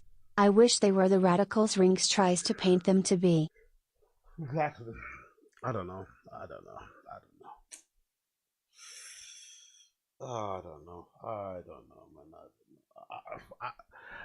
I'm not even from there, and I don't know how furious it would make me if I was listening to my favorite comedy podcast and some rich comedian tried to like school me on politics and shit, you know, or try to opine on like. I don't know how you guys put up with it. I really don't know how you guys put up with it. Like having these guys try and tell you how to live, how to raise your children, how to make money, how to invest, how to work out, what political opinions to have, how to your views on immigration, trying to influence your views on fucking, I don't know, marriage and whatever else it may be, and child rearing. I don't know how I would want to blow a gasket if rich comedians are trying to tell me how to live, especially ones that live behind gates and shit. Like what? Oh yeah. Oh yeah. Big up Angel. On this particular point, right? Am I wrong in saying that usually stuff like, I don't really have an opinion on this dog fighting stuff, but I'd imagine once you have a pet, your opinion changes quite drastically on this sort of stuff, innit? Like, I don't have much of an opinion on it. Don't really know much about it, but I'd imagine once you have your own pet, once you have your, you know, you become a lot more sensitive to stories about, you know, animal abuse and all this sort of stuff. It becomes a little bit more personal to you. So it's funny that Sanaz is like proper, like, yeah, fuck this guy. You can't get, he needs to get more prison time. And Brendan, although he's got a dog, seems to be like, yeah, it's no big deal. Let him off. It's like even with his own dog, he can't seem to have that level of compassion, of understanding of like, oh, that's kind of terrible. I wouldn't want my dog taking part in a dog fight. So doesn't seem to care. Interesting. real sick person to harm like a helpless animal. I don't know. That's just me. I eat meat. I have no problem with that. It's but like tough because those dogs like to fight. Yeah, they love Look the at this fight. thing. That's not a pit bull. That's not a pit bull. That's a rat. Sanaz. Easy. That's not a trained. Sanaz, I'm not excusing dog fighting. I don't believe in. I've had as somebody who's owned pit bulls his whole life. I love pit bulls. I don't believe in fighting my dog. Loves pit bulls, hates Mexicans, wants to close the border, wears the cowboy hat. Oh yeah. This guy, man. Of course you love pit bulls. Of course. I'm just saying that when two pit bulls fight, So typically what they'll do, here's the truth of pit bull fighting. You pit two dogs together. If your dog has game and if your dog scratches out, meaning if your dog stops trying to come at the dog or you're holding them, you break them, you hold them when they get position. If your dog stops scratching or if your dog shies or if your dog loses real bad, they... Do we think Papa Michael Callan may have run some illegal dogfighting rings, you know, maybe in the Middle East sometimes, allegedly? How does Brian know so much about this shit?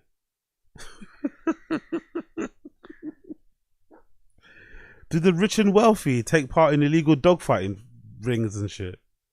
What the fuck? How is he so well versed in this?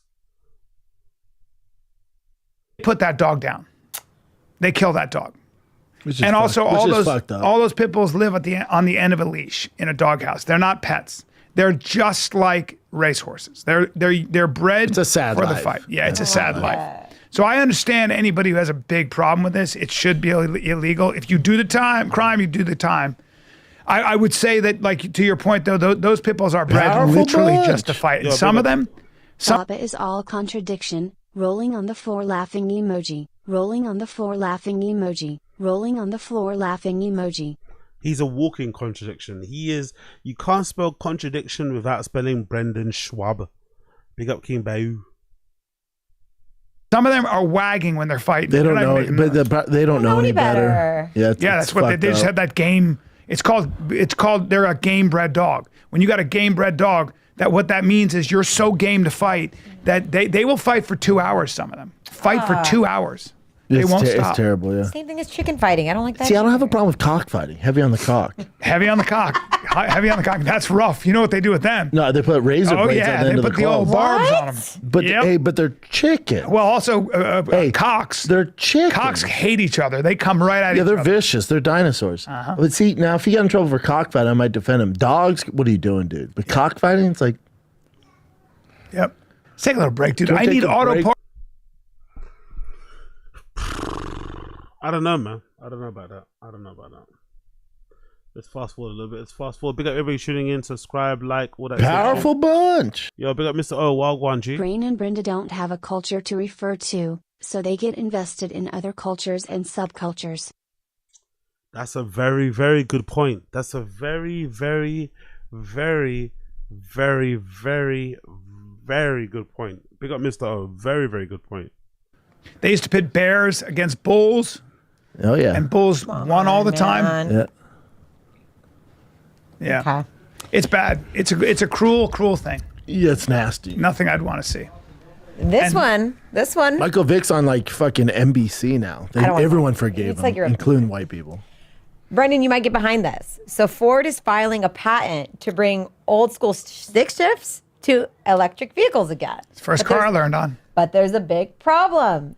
Only about 17 or 18% of Americans know how to drive a stick shift. That's why I like stick shifts. You know how you prevent car theft?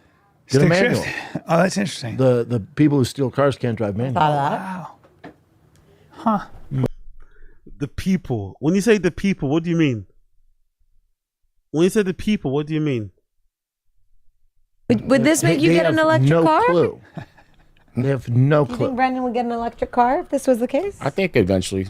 I almost see my whole narrative on my hat it says anti-electric, but Of course, he's got a cowboy hat and they got it engraved to say anti-electric. Fucking, of course. now that the libs are putting fucking Nazi signs on electric cars and fucking the electric cars, it makes me want one. So I'm conflicted. Like my Hold on. Libs are drawing swastikas on Teslas, so now I want to buy one. So what? You can drive down the street with a swastika Tesla? Huh? my extreme hate for electric cars is kind of dulled down because these fucking woke liberals are going after people with electric cars now. I'm like, God damn it, now I want one. Look at that. That's a beautiful car right there. Oh, yeah. So stupid, isn't it? It's so fucking stupid. So that real solid stance that you had about being anti-electric cars because they don't really do what the people say they do for the environment. They're not a fun ride. You hate the people that drive them and their worldviews and stuff. Those strongly held beliefs you had about electric cars aren't that strongly held then, right? There is no conviction there, right? Really. You can be swayed to buy an electric car just because people don't like Elon and you love Elon. Now suddenly you want to buy this to support Elon. Isn't that the GAY thing you could ever do? Isn't that the most GAYEST thing you could ever do? Also, have you looked into why some of these people are blowing up Teslas? Not that, anyone should advocate for that sort of violence and terrorism, but have you looked up the reasons why some people are blowing up Teslas? Nah, let's not look after it. Let's not do that. Oh, this guy's an interesting dude. Honestly, this Austin movie is going to be the best thing for this stream. This Austin movie is going to be for the best thing for this stream. It's going to be the best thing for Tfatk Reddit. It's going to be the best, honestly. We're going to get so much good content from this because Brendan's going to let it hang. He's going to go full fucking MAGA. He's going to let it hang out, but he's not smart enough, for it. And he jumped on it too late. So he's going to say something dumb and he's going to really fuck up. I can't wait. It's going to be funny. I can't wait. That's a Mustang? Looks like a Mustang. Looks like it. That's a nice What was the first car you learned to drive on, Brian? Stick shift. Oh, it was. Okay. Ford Focus. No, a Honda Civic. Yeah, I don't know how to drive a stick. A Ford Focus? You're too old for that. Ford Focus, You definitely didn't drive in a Ford Focus. Yeah? Yeah. Okay. Oh, yeah. Next car I buy, big manual. Drove stick for probably I drove one today. 10 years. All kids should learn how to learn on stick. Mm-hmm. First car I had in this country, in this state was a stick shift. Of course. Yeah. Even when I was a kid, it was stick shift. Yeah. First car. They're saying if you add a stick shift, it'll limit the issue of like driver engagement because, with electric vehicles nowadays, people aren't. They're texting and they're on social media. Yeah, but just don't use the stick shift. If it's an option. Yeah, when you have a stick shift, you're active. It's this, you can't be texting you're on the stick. You're using both your feet. You can still text, but you shouldn't. You can still text. You just leave it in second gear and then do your thing. But did you when you had a stick shift? I remember the first time I had it, I loved it. Then I hated it after a while. It depends where you're at and what you're using for. If the everyday driver and you're living in California, it's gonna be tough. But it's not fun. I'm back in love with it. It's a weekend cruiser. It's great. Yeah. I drive it every day now, and I love it. So much fun. But you don't drive far. When I drive to the shop and it's 2.5 hour drive, in traffic, a stick shift would be terrible. Orange County. I drive Orange County almost every week. So. Oh, really? Yeah. But you live in Woodland Hills, right? Yeah. But I visit my family and friends. All my friends are. I'm saying if you had to do it Monday through Friday, Chin, 9 to 5, it would suck. I've been doing it now for a month, and I love it. Even in traffic? Yeah. So I think. What is this conversation? Chin is saying, I don't mind it. Brendan's trying to convince him he does mind it. No. Chin saying, I don't mind driving stick shift. I've actually enjoyed it. Brendan trying to convince him, no, if you had to drive it every day, you would hate it. Chin saying, no, actually, I do drive it every day. And I drive far distances and I like it. Brendan no, but you don't. Yeah, but I do.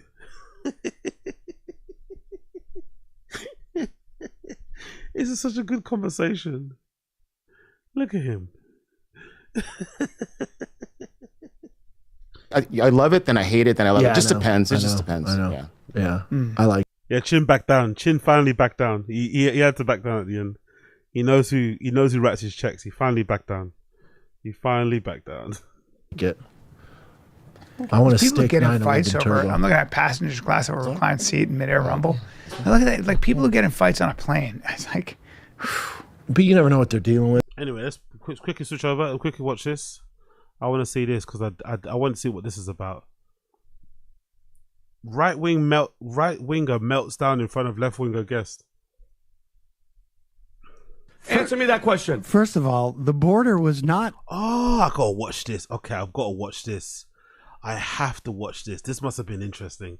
I have to watch this episode. Oh my god, I didn't know he was on there. Open. Give me a. Are you kidding me? Look at the. What do you mean the border Sam, wasn't what do you- open? Are you Sam- hold on? Did you smoke you know before what I you love came in about here? this? That's But- ridiculous. By the way, Vinny, Anybody can look at that video. The things you were saying tell me the yesterday border- Rob, was do me a a favor, Rob. complete Sam, stack type in of lies Rob, type or in just misinformation. illegal Be honest with me, the border- immigration year Yeah. over year over year. Sam, type in illegal immigration year over year. The fact that you're saying the border wasn't do wide I open. turn How his many volume deaths? down a little How bit? many deaths have happened? That's the best part about it. And that's the Because they were definition. told to come. Sam, let me explain No, something. no, when no. your president Can I- says come to the Is he country, just gonna yell all the no, I'm time? not yelling. You just give me facts. Can I turn down his microphone? Because You can, yeah. Just see which one he is. I think he's right? seat 3 or Four. which one is it, Rob? Four. Seat 3. Seat 3. Seat 3. Go ahead, lower that And right then, there. And then the mic. Right there. There you go. Volume, Can you, just is that lower. good? Is that good? Seat Oh, 2. seat 2. There you go. Okay, go for it. Go ahead. Okay, go ahead. All right. So You're still going to hear the truth, though. Go ahead. no, I'm happy to. Yeah.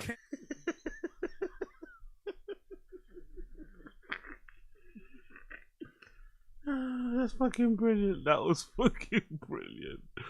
Oh my god, that was fucking brilliant. What else I want to see here? What's that? Boater confronts teen in open water. Lights on.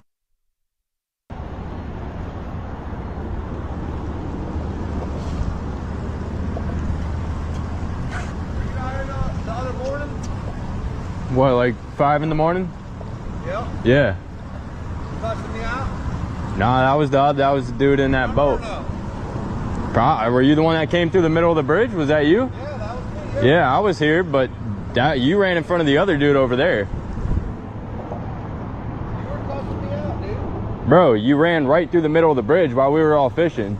In the middle of the fucking night, the guy didn't have any lights on. Bro, we were all fishing here. The fucking. Didn't have any lights on. All right, bro. I'm not gonna do this with you, bro. I'm not gonna fucking do this with you, bro. Like, it's not the right time, bro. You know the law? Bro, you can't come flying through the middle of the fucking bridge, bro. Bullshit. Yes, I can. All right, bro. What are you trying to do, bro? What the fuck is going on right now?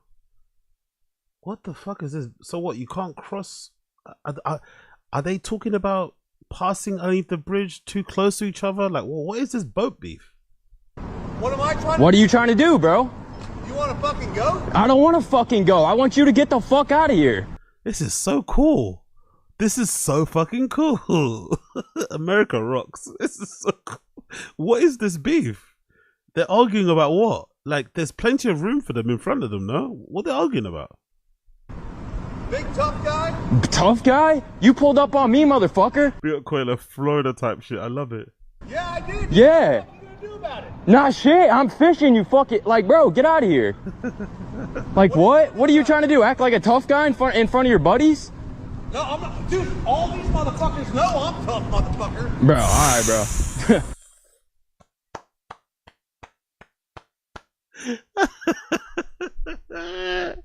All these motherfuckers know that I'm tough. That's so good. You know what? Get going, bro. We're all fucking war veterans. We're all raised. Well, thank you for your service, bro. And you're gonna talk shit. Thank you for your service, bro. But that doesn't give you the right. Pussy ass fuck. Alright, bro. Alright, whatever. I appreciate you for your service, bro. But you don't gotta run through the middle of the bridge, bro. If your guy doesn't have his fucking lights That's not my guy, bro. That's just another fucking dude, bro. you have to have lights on. My lights were on, bro. Honestly, this is incredible. This is incredible. This is incredible. My lights were on. Hits you, guess what the fuck happens? You die, nothing happens to me. Right, okay, bro. Keep thinking Big up James Bank. Appreciate you, brother, bro. Big up James Bank. Big up James Bank. that. No, that's the fucking truth, dude. Alright, bro. Keep thinking that. Put your fucking lights on. Bro, my lights were on. I wasn't sitting there. Okay, that's not my dude, bro. Bro, I said, bro, you almost fucking hit him. I love how they're slowly drifting backwards, by the way. I love how the current is slowly drifting the boats backwards. I love it. The other dude was fucking cussing you out. I almost hit him because he didn't have his motherfucking lights on. Bro, you shouldn't come flying through the middle And the boat's getting further and further away. of the bridge. You know people fish here, bro. I'm sorry, man. I don't know if that's what you want to hear, bro. Yeah, you You should apologize, motherfucker. But bro, More than you can possibly fathom in your wild me, motherfucking me too, bro. I'm out here all the time, bro. I'm 300 days a year on the motherfucking water. What a brag. What a fucking brag. I'm 300 days a year on the water. I'm a fucking mermaid, nigga. I am Aquaman. I'm on this water so much, motherfuckers think I got gills. All right, Every bro. day, I'm the best charter captain you'll ever meet in your motherfucking life. All right, And bro. you cuss me out. Oh no, no, no, no! He's gonna jump on board. No! Oh no! Chill, bro. Chill, bro. Please, bro. Don't hit the fucking mouth. Please, okay, please, bro. Please, bro. Oh my god! Oh my god! Now you got real, huh? Just push him off your boat. Fuck it, man. Let his friends pick him up. Please, bro. Oh my god. He got scared. Please, bro. Bro, I'm a kid, bro. Please. Apologize. Oh, I'm sorry, bro. I'm sorry, bro. You're gonna cuss me the fuck out. All right, bro. In the middle of the No, bro. Please, bro. Please, Take me back to my bro. boat. Okay. Please. Fucking apologize. I'm sorry, bro. That was not me, bro. Yes, it was, I know I motherfucker. was here, but my buddy was Take on the me boat. back to my Yes, fucking sir. boat. I'm a kid, bro. Please, bro. I don't care. You don't cuss me Yes, the fuck sir. out All and right. talk shit to me, motherfucker. Yes, sir. You don't do it. I'm sorry, man. I wasn't like.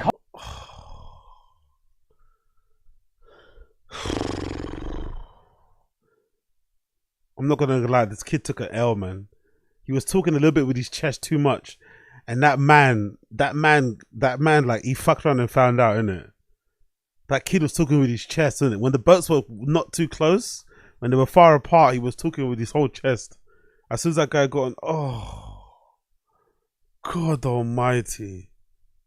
Cussing you out Yes, though, bro. you were, dude. I was driving the boat. Okay. Did you not call me a fucking faggot? No, bro. Yes, that was you did, that was motherfucker. my friend on the. Okay, I'm Okay, sorry, bro. That was your friend on the boat. I'm sorry, bro. You, your motherfucking friend, are look at it and come Yes, on your sir. boat and fuck you both up. Yes, sir. Do it again and watch what fucking happens. Get back on this boat.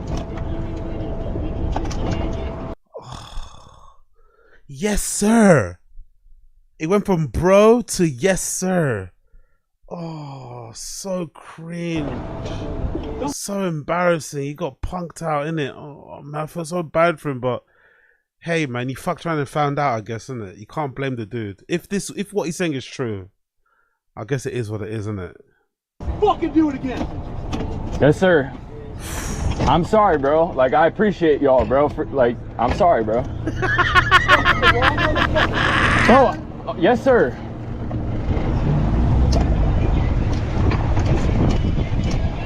Please flip him off now. Kid, come on, kid. It's the end of the video. I haven't watched it yet, but please flip him off. As you drive by, you have to flip him off. You have to tell him, psych, motherfucker, suck my dick. You got to do something, man. You have to say and do something. You have to. Please. Flip him off, suck my dick, say something, please.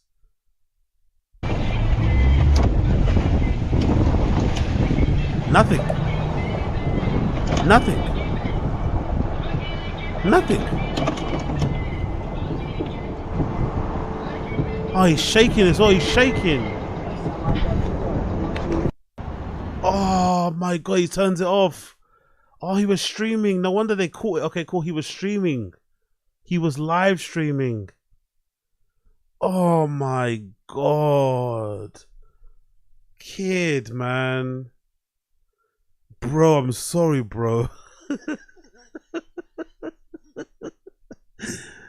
Oh, that hurt my heart, man. That hurt my heart. I'm not gonna lie.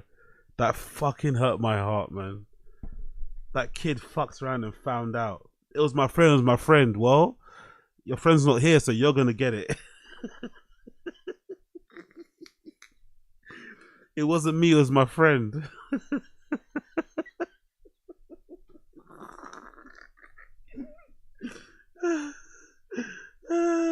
Thank you for your service, but doesn't give you an excuse to be a dick. He's like, what do you call me?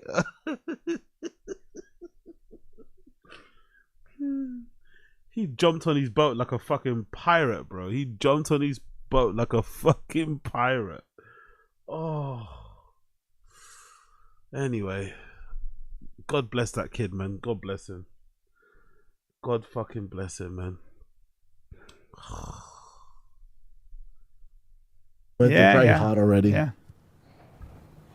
Okay. What? This one's wild, guys. This motorcyclist literally like fell into a sinkhole and then they couldn't find. Hold the up. poor It says guy. motorcyclist who plunged into a massive sinkhole that suddenly opened in Korea was found dead following overnight. Yeah, no shit. The sinkhole measuring approximately 20 meters wide and 20 meters. He lacks so much empathy and compassion, isn't it?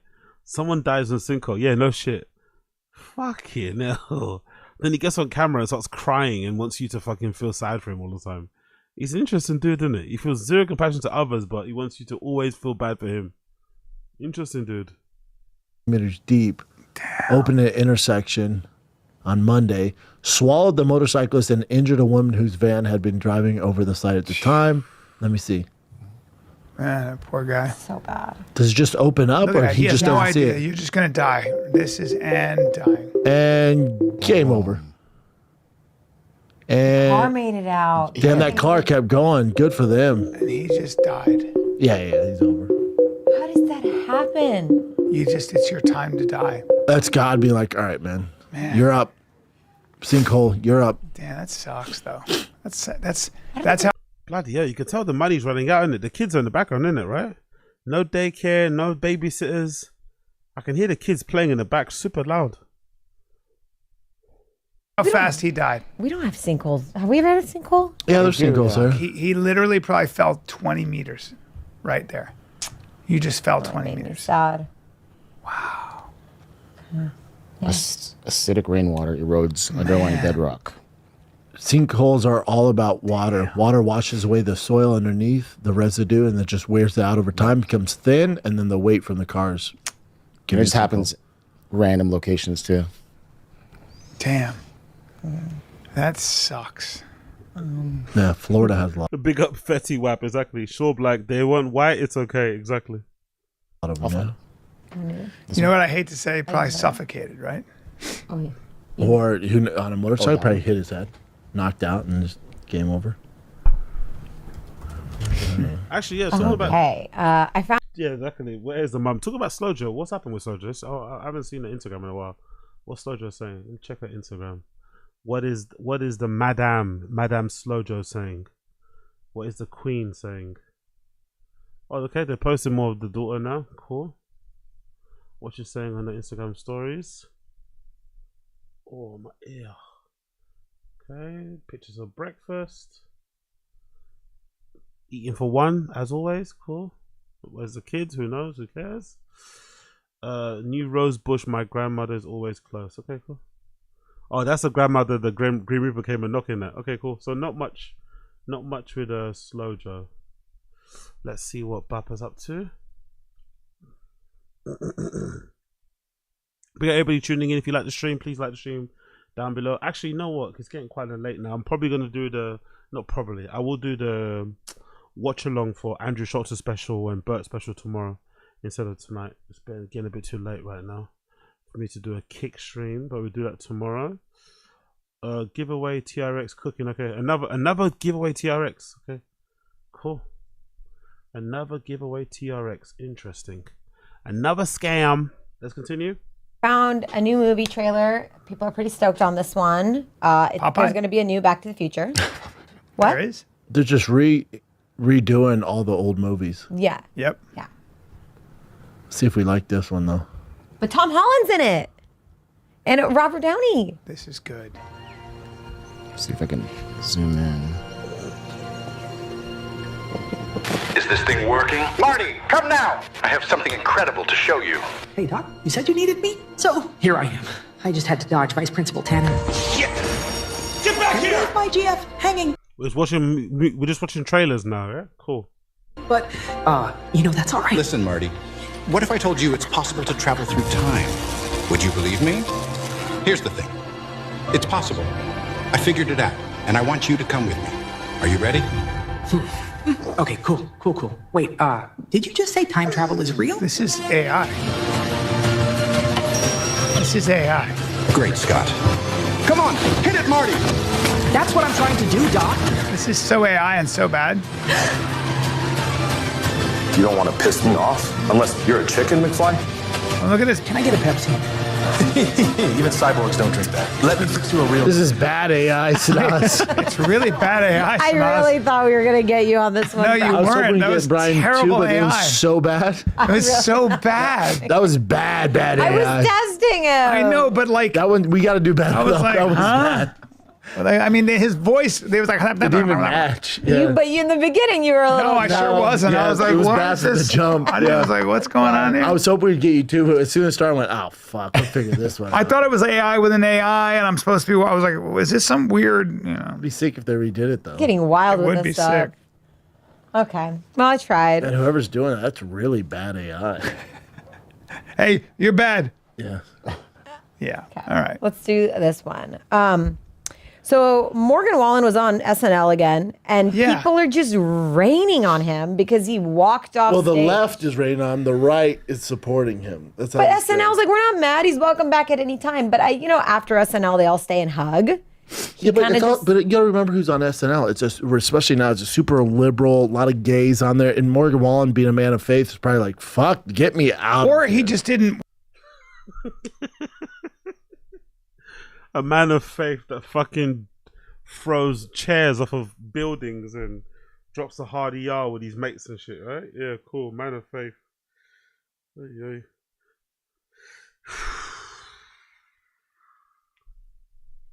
He didn't know them well enough to hug him, so he just got off Can you stage. play the clip though? It just Like, looks that's a what little you do. weird. No, he was just like, God bless America, go Vols. Like, he just wanted no part of it. They're just not his people. It's not that he doesn't like them. It's just not his crew. But it's an SNL. To be fair, it's a slow news week, isn't it? It's a slow news week. It's a fucking non-story. I don't really see why anyone's bothered about it. I just find it a bit rich that he tried to... Most likely, I have a feeling, he didn't know he's meant to wait. He just walked off because that's what you do on shows. You just walk off set. He didn't know part of the SNL thing is that you stay and clap and hug and shit. So I don't even think he even knew. But by the time he walked off, he just continued walking. And he tried to make it into a thing. And now he's selling merch. Like, come on, go fuck yourself. But I don't think it's that deep. It really is not that deep. I just find it interesting that how people are trying to make it seem like it's a principled, faith-based stance. If that's the case, then why are you accepting the money in the first place or going there in the first place? Why are you appearing on that show? If you're so opposed to the libs, you're so opposed to the gays, why are you going there in the first place? You know, if you're opposed to it, just don't go. You know, refuse it. Make it a statement and refuse it. Hey, I got an offer from SNL, but my faith will not allow me to stand by heathens and whatever. You know what I mean? It's not that difficult, but he didn't do that. He accepted the gig, still went there. Probably got flued out.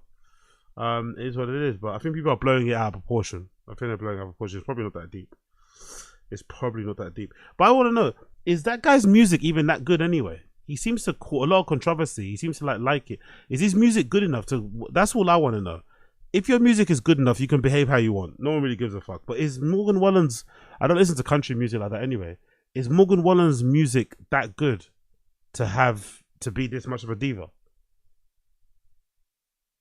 Or is it not? Because if it's good, then fair enough. Do what you want. But the guy's like, I don't know, man. It's like, I don't know. Just chill out a bit, you know? Big up, his music might as well be AI. Big up Coiler. Aaron M. Hall loves it. Brenda Woody's Brokeback Mountain. Exactly. Big up Daniel Clemens. Big up NJ. Nah, AZ, he was doing it during rehearsals too. He just, what's that? He's just a POS, and SNL is not left. It's owned by fucking Comcast. They had the N-word guy back on. Exactly true. Yeah, yeah. Okay, he kept walking off during rehearsals too. Okay, fair enough. Maybe he kind of anticipated the people on SNL wouldn't like him, and I think he turned down. I think he's meant to be in a sketch, right? Didn't he refuse to take part in one sketch? I think I read somewhere. I read a headline. So again, slow news day. Who gives a fuck, really? Innit? I don't care either way. SNL tradition. And remember, he was banned for a minute. Then he welcomed him back. Yeah, but who knows what's going on behind scenes? Maybe there's some gay shit going on. He's like, this just isn't my fucking That's thing. true. Yeah, I think people were coming down on him really hard, but SNL came out and said, like, we're fine with it. He's welcome back here whenever.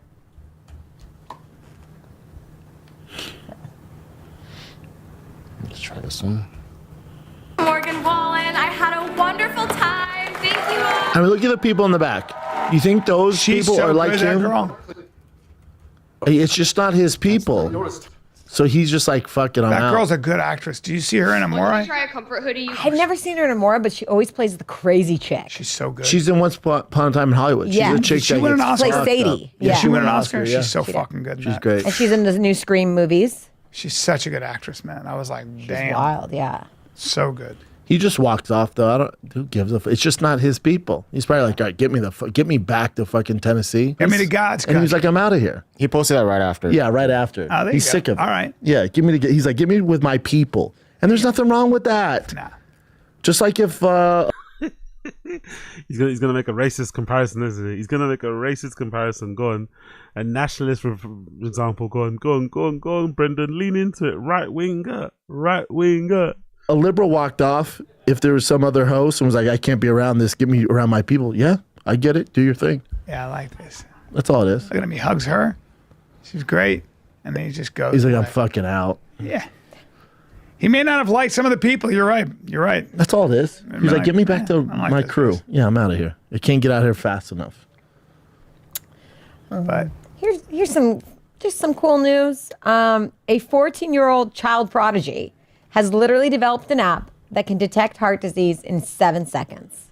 Damn. This He's is what 14? technology is going for. Yeah, 14-year-old kid. God. He's from Dallas, Jen. Siddharth. The world's youngest AI certified professional. Hold crazy? certificates in Oracle Yeah, and that's ARM. cool. That's really cool. Yeah. I think that's kind of cool. That kid's gonna be rich. I mean,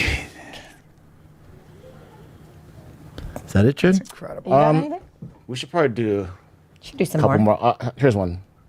Zack Snyder. I'm sure you recognize that director, right? Brian, everyone. Yeah, Batman. So he's gonna direct a movie called Brawler for the UFC, and it's gonna be Saudi backed. You know that crazy rich guy from Saudi. He has all the money. Yeah, Turkey. It's basically a kid that he grows up on the streets of LA and comes from nothing to become a UFC champion. The problem with this, because Hollywood, they're gonna have this narrative that he makes all these riches, and his first fight, he's getting 500. He's so bitter, man. He's so fucking bitter. He's so fucking bitter, bro. Immediately, he's negative about it. Immediately.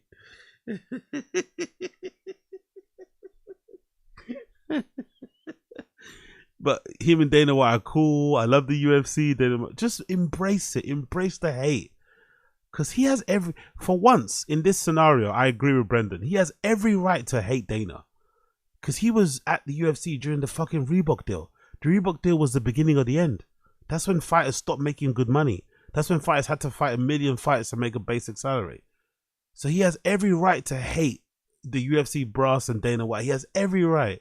But because of this sucking up thing, he has to, and because Dana's fucking a billionaire essentially, he has to do this whole thing of like trying to act like he likes him and stuff. You don't like him for good reason. Just embrace the hate. 1,000 and none of that's real. Yeah. Huh. All right.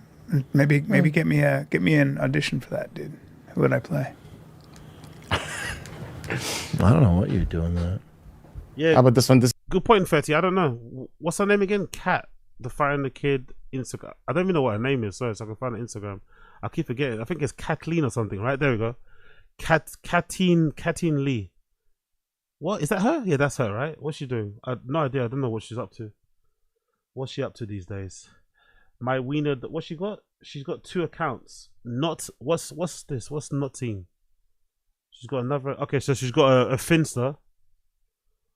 I don't know why people promote their Finsters, and I don't know, whatever, I'm not going to get into that. What's she been up to lately? Let's see what she's been up to lately. Let's go from here. She's showing her ass, if you like to see that. There you go. Everything's a little blurry right now. Nice. We've got pictures of some girl dinner food. Out with her friends, having laughs, covering her mouth slightly. Showing you the fucking Cartier bracelet, just in case you don't know what time it is, right? You got a little Cartier bracelet flex there. Freshly manicured nails, right? Fresh tattoo, all right? Cool. Clean set of teeth, yeah, cool. Just to give you a look of what's going on here. Nice restaurant, somewhere swanky. Is she on a date? Is she with her friend? You don't know. A nice face shot there in case you like the face. Here's my face. Another shot of some cookies. 2 glasses on the table. So definitely with some company. But is the company male or female or both? You never know. A tweet that she screenshotted. Sorry I bawled my eyes out while trying to communicate. That wasn't very tattoos, black clothes, dark hair, man-eater of me. Get it? She's goth, dark, man-eater. Cool. Another picture of her face. Okay, there we go. What else we got from her? She was maybe taking some lifeguard lessons. Oh, there we go. Naked, nearly lingerie. I don't know what that's got to do with the other one. One moment she's being a lifeguard, next moment she's showing you some lingerie. With some Drake music, yeah. BBL popping. Closer look. More lingerie shots. More side shots. Cool. Lingerie. Okay. We got her in some fun fair somewhere. Life is dragging me by the thong. You heard it first. Life is dragging me by the thong. You heard it here first. So I don't know if that means she got a wedgie or that she means she wants to take a thong off. I don't know. Life is dragging me by the thong right now. Okay, there's someone sent her a message with that. Lying in bed with her doggies. Oh, by the way, I love this shot, by the way. Lying in bed with the doggies, but oh, there's my ass. There's my ass. Okay, just in case. No, it's not about the dog, it's about my ass. A little landscape sightseeing thing.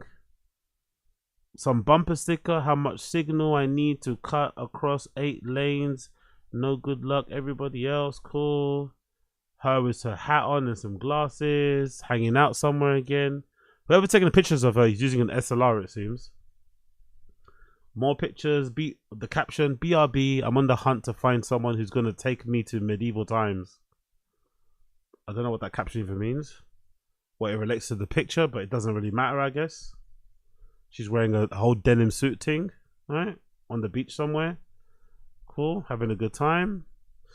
Caption, someone commented, ni hao, fine shit, under one of my TikToks last night, and I still haven't recovered. Okay, cool. What do you want us to say about that? Okay. But there's a shot. A little pinstripe boob top there. A nice little mini skirt. There you go, if you want to see that. Caption, if you don't order me dessert, I'm going to cry. Okay. That's her I'm going to cry face. You don't want to see her cry, right? Okay. Okay. Is that the sister? I'm not too sure. Whoever that is, she's not tagged because it's all about cat, right? Whoever she is, she has not to get tagged. So big up that lady in the back. You take the pictures, but you don't get tagged. That lady there is oogling. I'm not sure if she's looking at Cat's fries or if she's impressed with Cat's physique or something. I'm not too sure. But this lady's staring them down.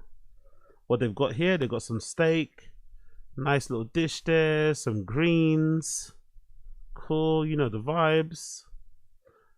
That's the friend. Is the friend tagged? Still no friend tagged on the pictures, by the way. Lovely. Or is that the sister? I don't know if that's the sister or if that's a friend. Whoever that is, they're not getting tagged.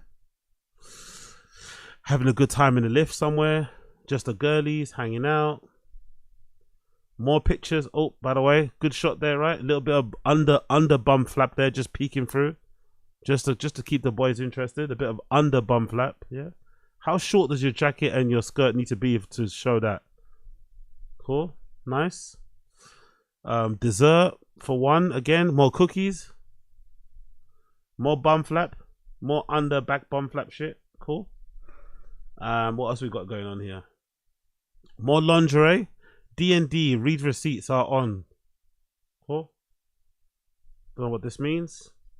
But there you go. You want to see her sat on some ledge somewhere in lingerie. There you go. Happy? What else we got here? Forgot to bring sunblock. Cool.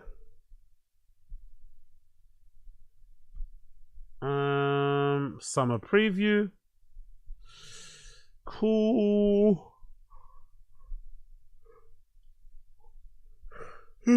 Okay. Exploring. It's called Balance. Yeah, okay. Is this a skit? Let's play this. Wear it right now, and if I want to take all my clothes off tomorrow, I'm going to. Nobody can stop that. That didn't last long, did it? Guess the temperature. Okay. I gotta.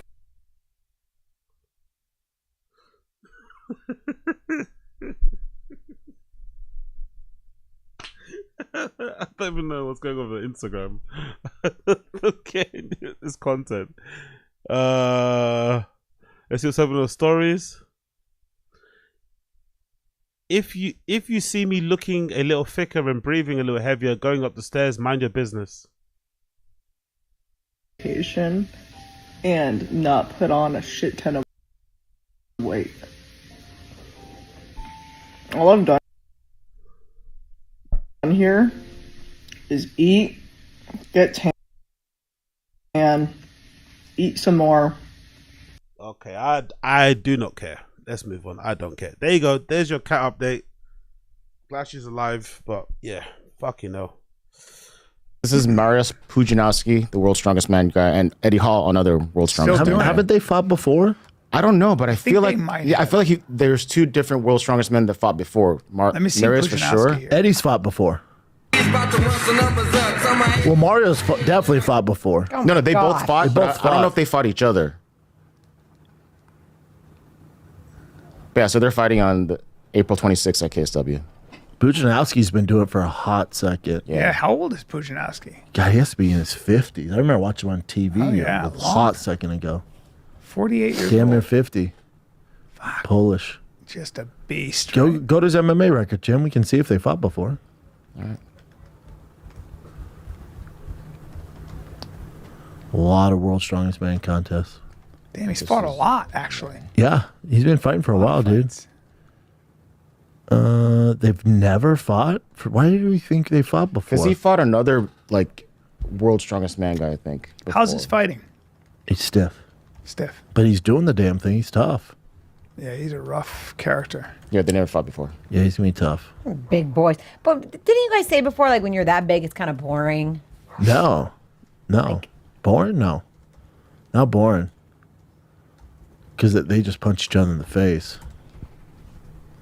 I mean, Pudzianowski was like the first strongman I knew that who's like actually. Come on, end the show on a high, guys. Jesus Christ, the levels are so low.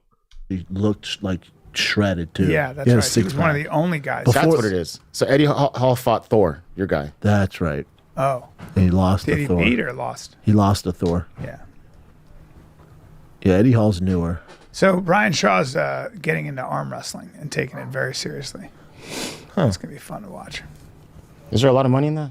I'll answer that. No. No. No, if there's one thing people don't care about, it's arm wrestling. It's got to fall. It's interesting. Niche following. Yeah, niche following. It'd be cool if he was fighting. Well, he trained to fight, and then the Oh yeah, he trained with Cody. yeah, and the person that had the fight, they were turned out to be frauds, pretty much. Oh, that's right. He told us He's that. like, God yeah, dang he it, told us you that. know? Can we take a little break, dude? Because I hit up Another fucking ad. Fucking hell. This show's brutal, man. This show's fucking brutal. That's it. Now I don't know. Do you have a name for your dick? Because they Oh call my mine God, no. Conan. Fuck off, You know what I'm saying, bro? You call it Conan. Oh, I do. Yeah. Okay. Well, Fuck off. Sure. yeah, this is the best. I haven't seen this. Dude, so- Lucas Bird, Oh, it's 5'5" so and a good. 6'3" girlfriend. Like what? Yeah. I'll just play it real quick. That is so crazy. Daniel's so funny. DC crushed this. 6'3". 6'3" girlfriend. Look at him. He loves her.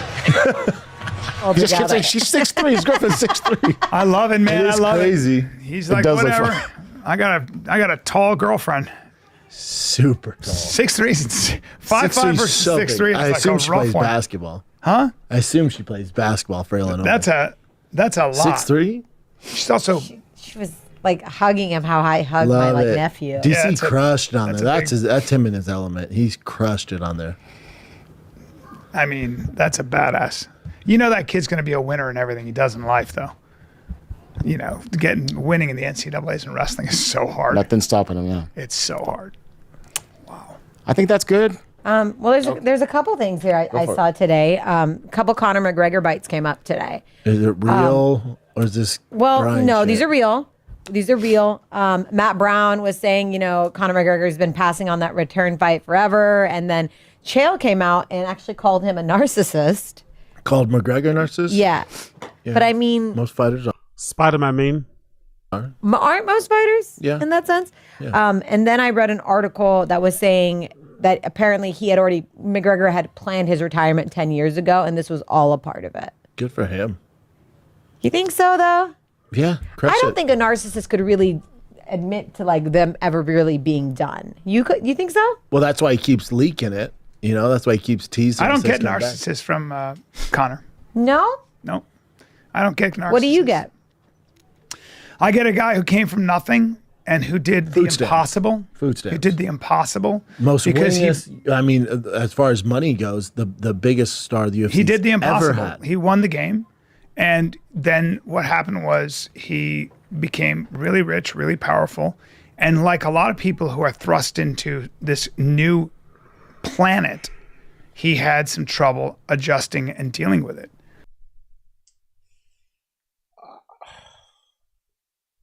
Is it really hard to admit that some people are just dickheads? Although some of that stuff can be true, is it not just? Can't you just admit that some people might over time just change? Maybe the Conor McGregor that we all knew and love and fell in love with in the beginning isn't the same guy anymore, which is perfectly okay. And you're able to call him out and say, yeah, he's doing some dickheadish stuff, instead of making all these excuses like. Because you remember him fondly one time. He was cool one time, he's not cool anymore. I don't know. He's not worth like rallying behind in this way.